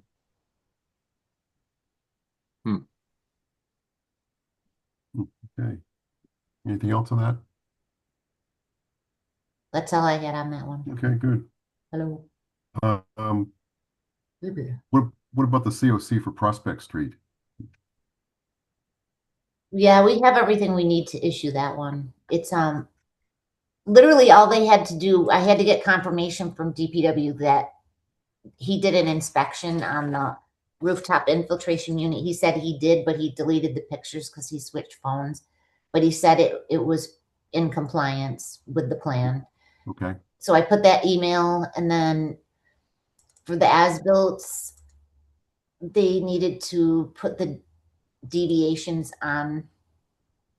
Am I still sharing? Yes, you are.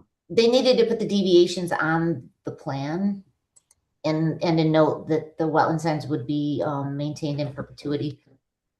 So he just added this box, noted discrepancies. He basically copy and pasted right from the engineer's certifying statement. And the wetland signs are up. So it was really just some plan updates and confirmation that there was an inspection on the Coltech, whatever system it was. We need a motion to issue a certificate of compliance of 15 Prospect Street. So moved. Is there a second? Second. Second by Kelly. Roll call. Dan Clark. Yes. Justin Dufresne. Yes. Scott Helwig. Yes. Kelly Marston. Yes. John Johnston. Yes. My call, and I say yes. Okay. Enforcement orders. We have 7 of them, although we dealt with one already. 220 Hudson Street. That one we think we can close, Glenda, right? I think we can. Let me just see if I can pull up They photos picked, really yeah, they quick. picked up the rest of those. I think they were pavers or something, and they're there in the yard. Yeah, that's like literally the only thing left are the pavers. They've like taken away share. They've taken away literally everything in this area. Yeah. So there was chicken coop and everything. The only really thing remaining are these round pavers. But like they took that like fire pit thing that was hanging over. Well, that was the egregious one. Yeah. So these pavers the only thing that's remaining. So I don't know. I feel like they're in substantial compliance with what you guys had asked them to do. Well, they're going to take those pavers out, or what do you think?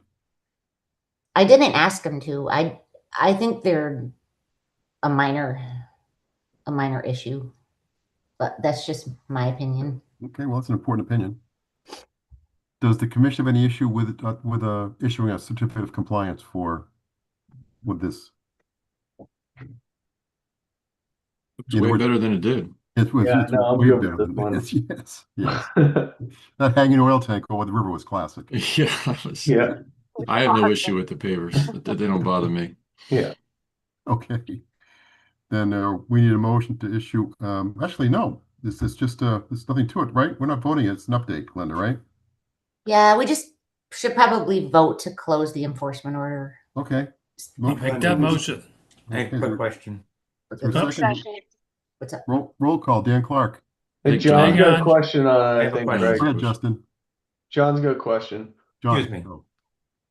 Glenda, did you take this photo? Yeah, I took several. Hang on, let me see. Maybe I have a Stop better. right. that Back one. Yeah. Oop. Concern wasn't with the pavers right there. Is that water or is that oil? I'm really not sure. I didn't smell any grease or oil. Like if it was gasoline, I think I would have smelled it, and it didn't have a sheen. I think someone was working out there earlier.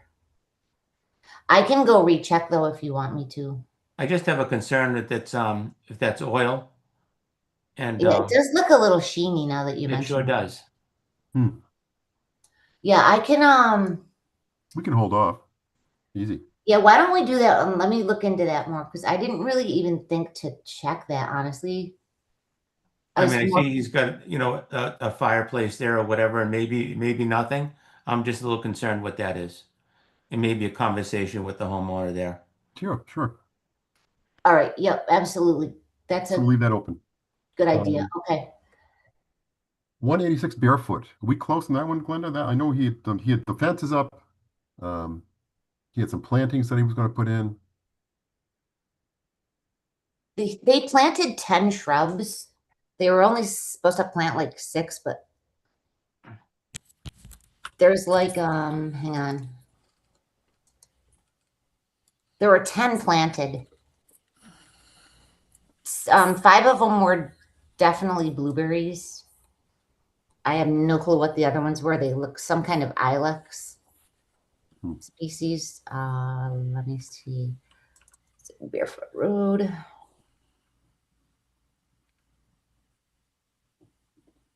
Yeah, this is them. But they there was no restoration seed mix spread.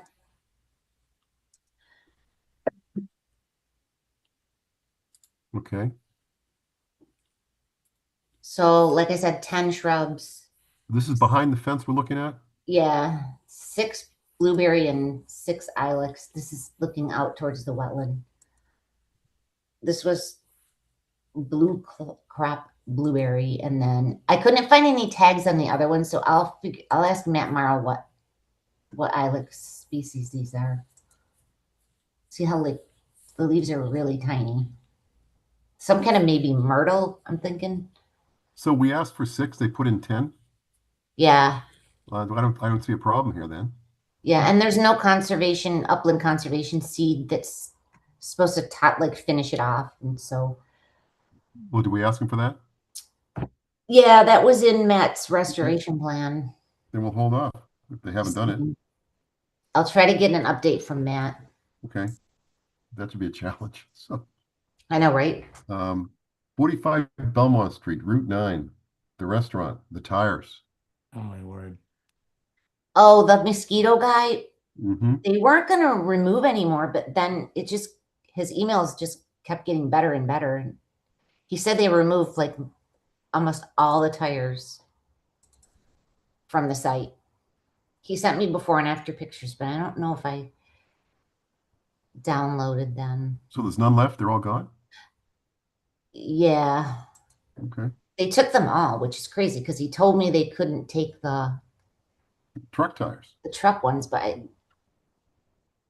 apparently they did. But the problem is it's great the tires are gone, but there's so much garbage on that site still. And like, how are we gonna it's such a convenient dumping spot for people just cruising up Route 9, so I emailed Board of Health and Bob today. I was like, is there anything else we can do to kind of stop the dumping? Fence it. Yeah. I mean, who's the owner? You feel like the owner would have responsibility for cleaning the site up. I think they have a hard time trying to find the owner, if I remember. But these tires are all gone. But look at all this other junk. Yeah. It's so gross. The best world, somebody would buy this restaurant and fix the site up. Mm-hmm. I mean, it's prime real estate. Yeah, but there's other issues going on with septic there. Yes. Oh, there is? Yep. Great. So do we keep this keep this open? Or do we close it? We have to keep it open, I think, because it's just In the whole site's in the buffer zone, so we'd have jurisdiction all day long. Okay. I'll get more info see where building Federico got on his investigation. So it probably needs a Title V upgrade too, you think? Yeah, and it's almost next to possible to fix that septic system from history there. They were trying to tie into Route 9 sewage, but I forgot the reason why they couldn't do it, Glenda. Oh, it was a mess. Sounds like not a good situation. No. We'll keep it on the radar screen then. Zero Saddle Hill. I have nothing from Krabowski. Okay. But he's engaged. He's engaged and you've talked to him about it. Yeah, he knows what we want.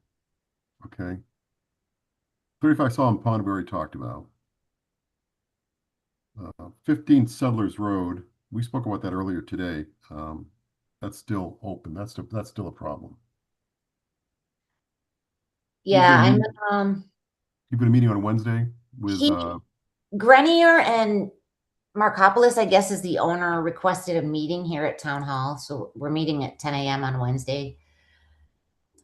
I already told the owner it's a possibility we would require an independent third-party review because Mara was working for the owner and I looked at the area of fill that Matt had marked off and it was a very, very small area. And looking at all the mapping and everything, it's obviously it was a much larger wetland area that's been filled on both the right and left-hand sides. There's an adjacent wetland here, and there's also one over here on the other side. It's just a matter of they're going to have to get a backhoe out there and dig to see where the hydric soil change occurs to determine the area that was filled. And we don't have to, the commission doesn't have to require that they restore the wetlands, but they should definitely require a mitigation area at least 1.5 times larger than the area that was filled. Just out of curiosity, Glenda, I mean, just checking my notebook from the last time I was out there. I think it was the fall. Did that area ever get flagged? The wetland delineation, you mean? Yes. Yes, Matt Morrow did a delineation. You can still see some of the flags out in the wetland. Okay, because I think when Greg sent me out there to go look, there were no flags on the delineation when I went out there. Yeah. I saw a few like out in here. But when I looked at there was an ANRAD done. It blew my mind. The ANRAD was so not accurate. I don't have no idea how they got an ORAD issued when there were wetlands missing from the delineation. Yeah, that's what I mean. So that's very I think weird. Greg sent me out there to go look because there was no flag. So I just Yeah. made note of that. So I need to know what to tell this guy Wednesday. I don't really care to work with Matt Morrow. And I feel like he would be a biased opinion just because he's getting paid by the property owner. So you guys might want to consider an independent third party evaluation. I think that makes a lot of sense. I'm in favor of that. Sounds reasonable. Bring a third party into this and try to get this nailed down. Because his order of conditions expired because it was only filed locally, so he doesn't get the 2-year state. Yep. Because it was only a local, which is crazy to me too, because I don't think that's an isolated wetland. I kept walking up the thing. And I think we're going to find it's not isolated. I just didn't walk far enough up it. So he needs a notice of intent, stormwater management permit, and a restoration plan all in one big ball of wax. And I don't know. He would have to pay, or we could have an independent third party come in just to determine where the fill is and what was the area of wetland fill. And then we could hand it over to Matt Morrow and say, okay, these are the areas of fill. Now give us a restoration plan. Like if we hire an independent guy, he doesn't have to do the entire restoration. He or she or whoever could just tell us do the impact assessment. Well, if we call for a third party review, doesn't the applicant pay? Yes, they would have to pay. They have to agree with the company and they have to agree with the amount to be charged. And that amount has to be deposited into a 53E&1/2 before any work on the site. Okay. So I think that's probably your position on Wednesday. That's what we're thinking. The commission is thinking about a third party to determine how much is actually filled in. Yeah, and I already told Matt Morrow, I told him, like, no offense, but we want to have an independent, unbiased review, and he was fine with it. So whatever. Good. So And this is, in terms of violation, I think that this is the biggest violation we have. I think there's a lot of wetland filled in, but we need to. I think at least 1/3 to 1/2. Sure. John, was that your opinion, John? You saw it? I mean, there's a lot. Yeah. It was enormous. Yes. Yes. Yeah. I almost wish I brought my tape to measure the square feet to make an estimate because it's really large. Yeah. Do we need to make a motion to bring in the third party vendor, or Glenda, is that something you're just going to do? This is pretty severe. Yeah, I agree. This is the worst violation we have. And yeah, I don't think we need to vote for a third party, but I think in fairness to the applicant, we should get like 3 estimates at least from 3 different consultants. Okay. And we pick the consultants. We pick the 3. Yeah. Okay. And we pick, and then, like I said, he has to agree, and he can only dispute the choice of consultants based on if they don't have the needed experience to do the work. Okay. All right. They can't just say, no, we don't like them, you know? So if anybody knows of any wetland scientists that are good at working with the filled sites, let me know. Okay. I mean, we have a consultants list, but Put together the list and then have them choose from that. okay, Okay. thanks. Any more questions, comments? We have a plan to move forward on that. Cedar Hill Street, 300, 360. Yeah, this is really more for the commission's information because Marlboro's taken the lead on it. Yep. In terms of violations, it was, as far as I'm concerned, it was pretty minor. I mean, they've already graded the site back to its original condition. They covered up that big trench and I think, I don't know anyone else in the audience. I thought maybe Epsilon might have came, but the Epsilon Associates is gonna do some restoration work out there. But you see it's all filled back in, and I think it was only a very small area of wetlands that was actually impacted. I think most of it was upland. I think there's a little bit of wetland over here that was filled, but I think this whole area down to the swamp was upland. I mean, there's like cottonwoods and all kinds of upland vegetation down in this area. All this vegetation was upland. So they're going to send us, you know, through Marlboro, and they're going to copy Northborough on restoration efforts. So you want to take it off the watch list or just leave FYI for us? Yeah, we'll leave it on, I guess. Okay. Till it closes. That's the enforcement order collection. Other business, Bartlett Pond treatment, year 3. That's They happening. sent us, yeah, they sent us an invoice for $750. I'm like, what's this invoice for? I'm like, I don't see it. You did any work. So they actually sent me, they have to get a yearly permit from DEP to apply herbicides. So he sent me the permission basically from DEP, and they're going to treat and monitor. And then like in October or so, we need to, if we want to continue to treat Bartlett, we need to do another RFP and send it out again for another 3 years. We're in year 3 though. We will get a year 3 treatment.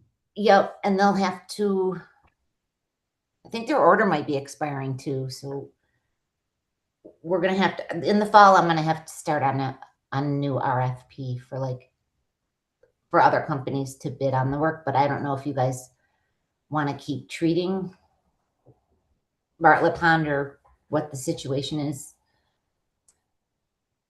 Well, historically, if we didn't treat Bartlett Pond, it took over. I mean, the weeds took over and became almost unusable for the general public. Yeah. Okay. Yep. So, like I said, I'll keep that RFP in for the fall. Okay. On the fall list.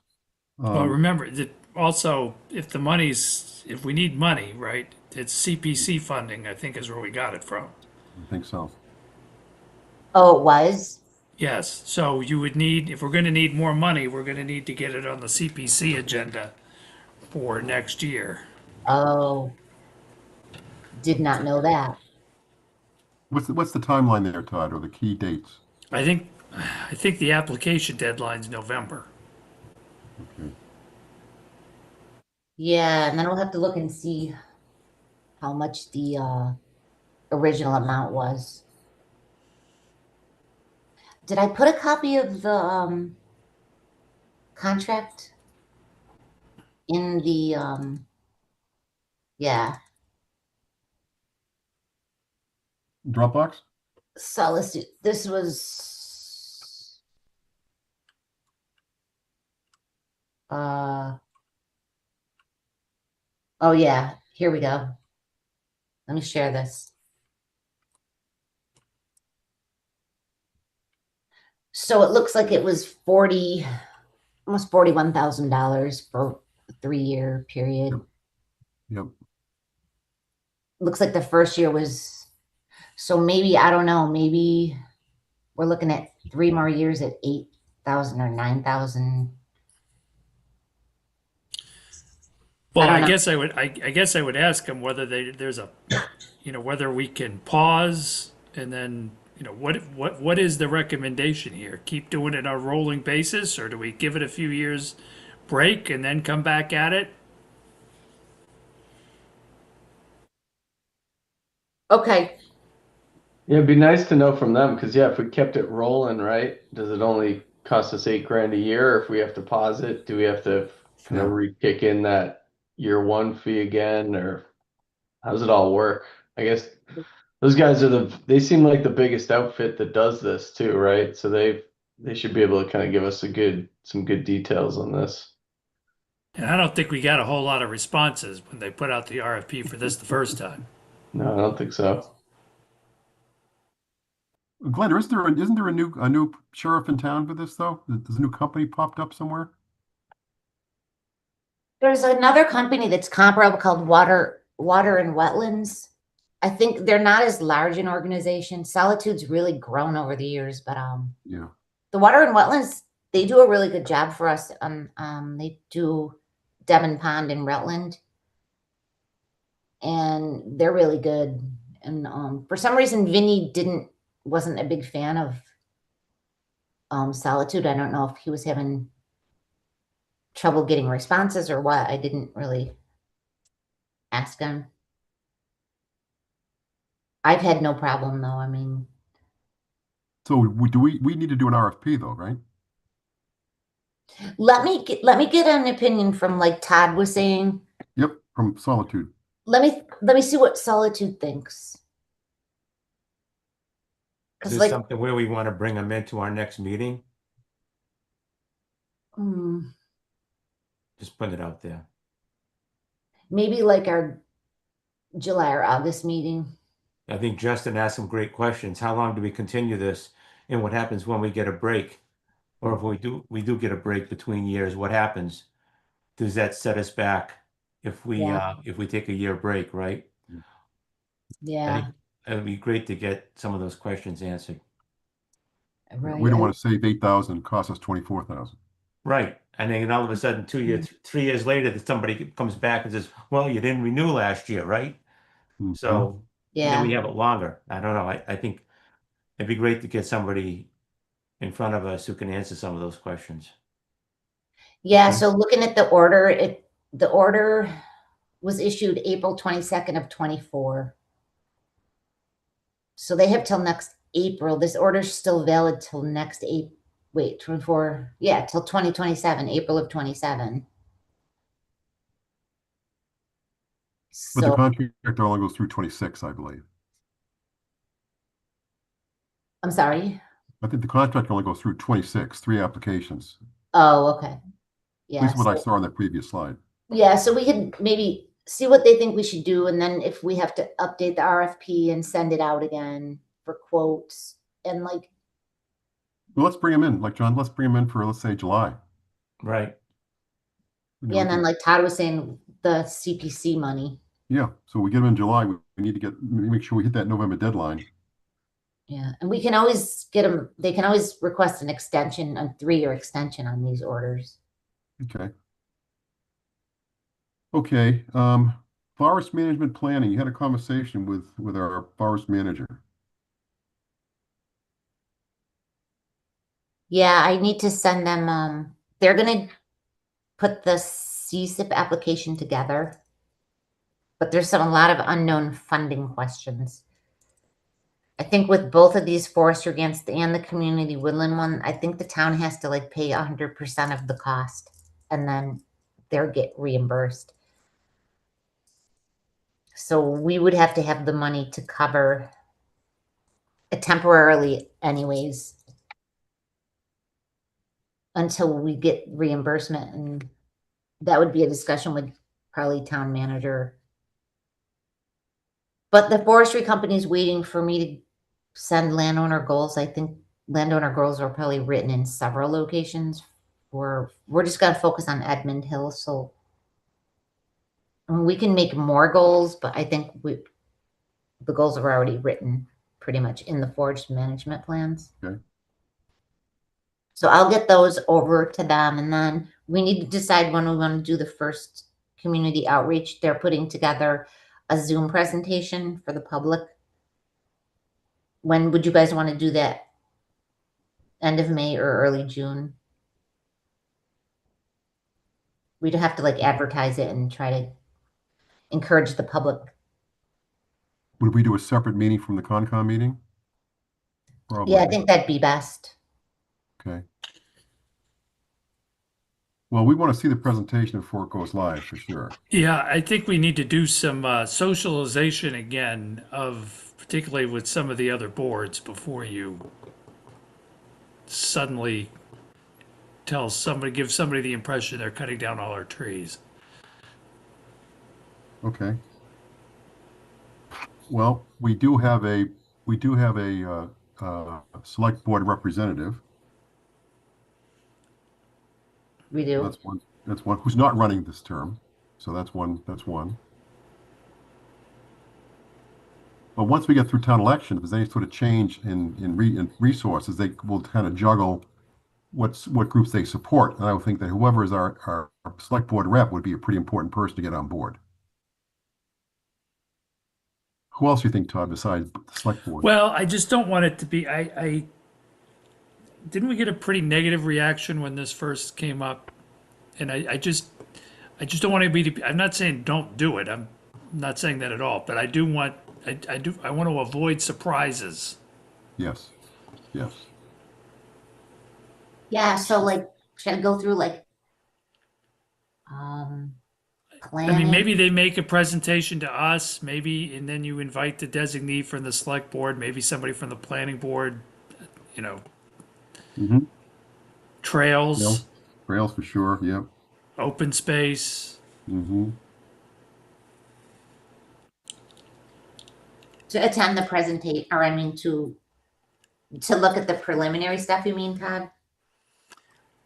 Before we put it out there to the public? Before you have a meeting where you're inviting, and obviously it'll be a public meeting when we do this, but before you have a actual like a presentation at the library or something like that, I don't know, that it's my thought to do this, but yes. Yeah. Todd, are you thinking that we should have a meeting just internally with us and then bring in the select boards? I think maybe that's probably also a good idea, is they just tell us, they talk to us about it first, and then we talk about these other things, and then we have a planned event someplace. Agree. Okay. So we talking 2 or 3 milestones. We're talking either number 1, an internal presentation to us. Right. Number 2, are we talking that same presentation or a rev version of that to the expanded group, which would include select, trails, open space, whatever? Yes. And then thirdly, or finally, then general public. Agree. Yes. Yes. Okay. Yep. Makes My sense. opinion, I don't know. That sounds like a good idea. Well, we need to make sure everyone in the town's behind this. I know the Trails Committee wasn't super excited about cutting at Edmund Hill. Yeah, and if from the downtown beautification thing, right? So like the town planners at CPC voted unanimously for this thing, and then the select board was like, we're not voting, was unanimous against. I don't really want to be in a spot where we're pushing something that's, opposed by the select board or some other board. Yes. Well, if they would be consistent with their decisions. That would be helpful. Sorry. Right. Just scratch that. Now, I'm well aware. Because if they're gonna support something in the beginning, then they should support it till the very bitter end.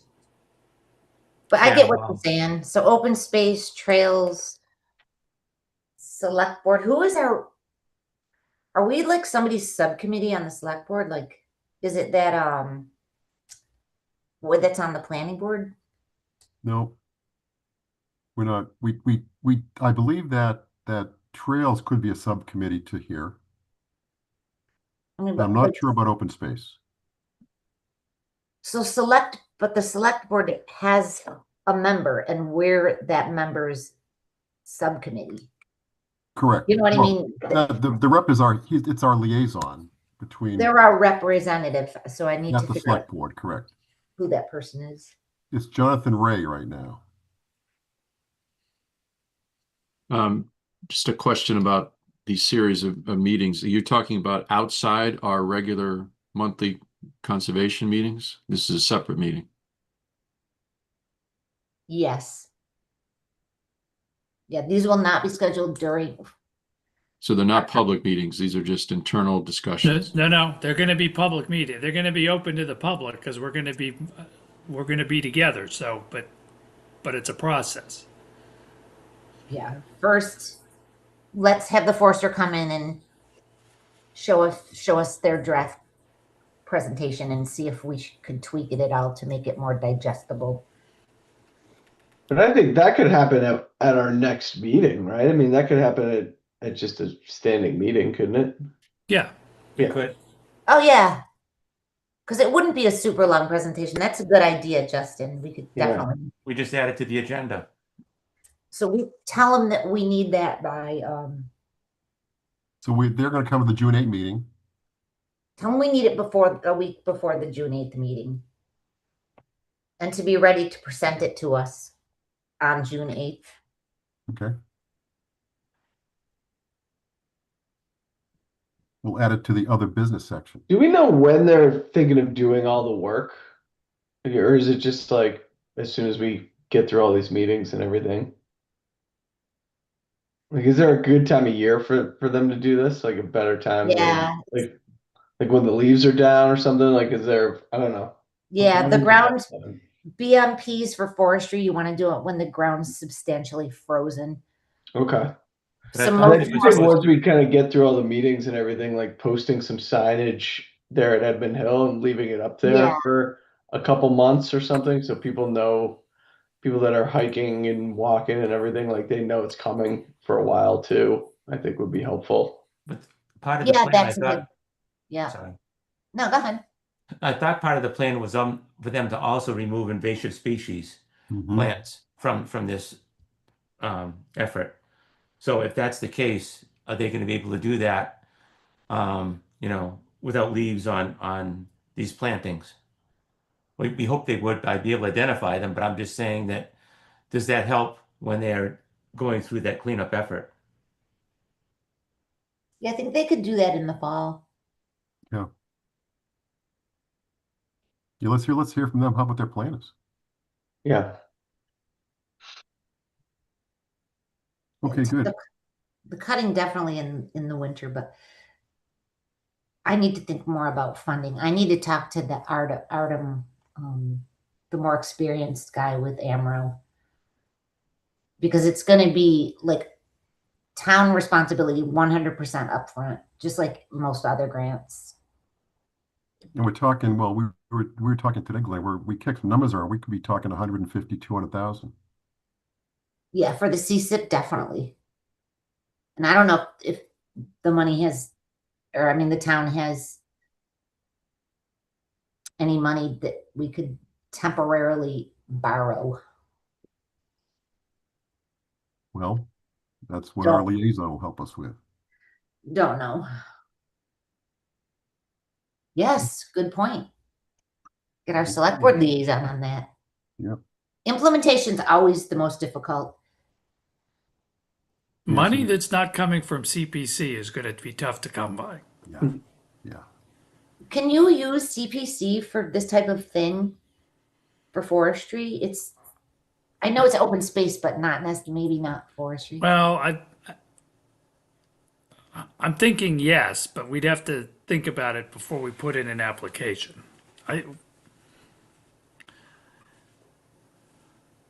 Because you can't do maintenance, and I don't know that I'm going to consider this as being maintenance. Oh, really? Well, it can't be maintenance, so it's got to be Yeah. preservation, Right. right? Yep. We'll just have to Recreation. call it preservation. Well, that would not be the first time in the history of the CPC that's happened, but that's kind of where we'd have to go. Yeah. Might be under recreation, Todd, possibly. Oh, boy. So, Well, we are like, it's for public recreation Yeah, I'm not, is part of it. just gotta think about it a little bit before we send it in, that's all. yep, It's gonna get political. yes, it is. It already is. Okay. This will just be the pitchforks and broomsticks on fire, political this time. Right. All right, so we got a plan. So next, we're going to try and get them here in June for the first internal pitch to us. All right. Any more questions on that? Comments? Okay. Last one I have here is an update on Tom Beals Memorial. We've been contacted a while ago by family members of Tom, who, as many of you know, is a long-serving Conservation Commission member. They wanted to put some sort of plaque or bench along somewhere for him. So I did a little bit of research and spoke to trails and this and that. Bottom line, the town conservation money cannot be used for that type of activity. They've got to fundraise themselves. They have agreed to do that. They're working now to get quotes and so forth. They're looking for a place to put it. They recommended, they're looking, the place they're hoping for is on conservation land in Shunder, in the Shunder pasture. So what I told them was that I would talk about it at the meeting today to see what the temperature of the commission was in terms of allowing that to happen. Open for discussion. Absolutely. Okay. Yeah. All right. I Anybody- agree. Okay. Unanimous. So it sounds like it's unanimous then. Okay, fair enough. Good. Glenda, you need to help us out by letting me know where the SVT land separates from the conservation land at Shunder's Field. Yeah. Actually, Dan, you might know that from open space. Is that a clean delineation anywhere? Honestly, I don't recall off the top of my head. Okay. I don't know. We have all the CRs in a All right, we'll figure something out, but we'll old go dusty ahead file with that. cabinet. Yeah. I can dig out. So we want to put it on, it has to go on the Concom piece that's owned by conservation. I think it does because we can approve that, but I can't. I think SVT may have an entirely different set of rules. And Yeah, if we want to put it on their CR, we have to get permission from the CR holder to put any structures. So we let's see should if we can, let's see if we can identify some space that we control, and then let the family see if that works for them. Okay, I'll put it on my list of things to do. Okay, you're in the back side of that page now, Glenda, too. So. It's getting a long list. Okay. They're looking Is for a Shunder- nice. is there- sorry, is there a trail through that Shunder? Yes. Oh, good. Okay. That's all I have, Glenda. Right? You have anything else on your side? Nope. Any commissioners have any comments, concerns, questions, things going on? We're very busy. Yeah, just so you guys know, town hall's closed next week. Yep. So I'm gonna be working from home, so I want to try to get a bunch of permits issued this week because I can't issue permits from home. So Why? they're doing some weatherization, blowing something in the roof insulation or something, and you can't breathe it in. The 2 weeks we have to work from home, once next week and I guess again in June. Yeah. Did Greg apologize to you for having to work in that building in the first place? That was an interview question, Todd. You don't mind? What was it? Yeah. Are you willing to work in the worst town hall in all of central Massachusetts? No, he didn't tell me that. You better be careful. We may be a meeting in there. All right. June. Everybody going to be here? Anybody not going to be here in June? You know of? Okay. It could be a good meeting too. We got a lot of stuff going on here, and we'll have hopefully that first level of presentation by the forester. All right. long night. I apologize for running over 2 hours, but we are where we are. We need a motion to adjourn. So moved. Is there a Second. Oh, Everybody seconds that. Dan Clark, Yes. Justin Dufresne, yes. Todd Helwig, Yes. Kelly Marston, Yes. John Johnston. Yes. I vote yes. Very good. Thank you very much. Glenda, thank you. Pat, thanks for your support. Technically. No problem. Kelly, I hope you're warming up. Thank you. All right. Night, See you next everyone. month.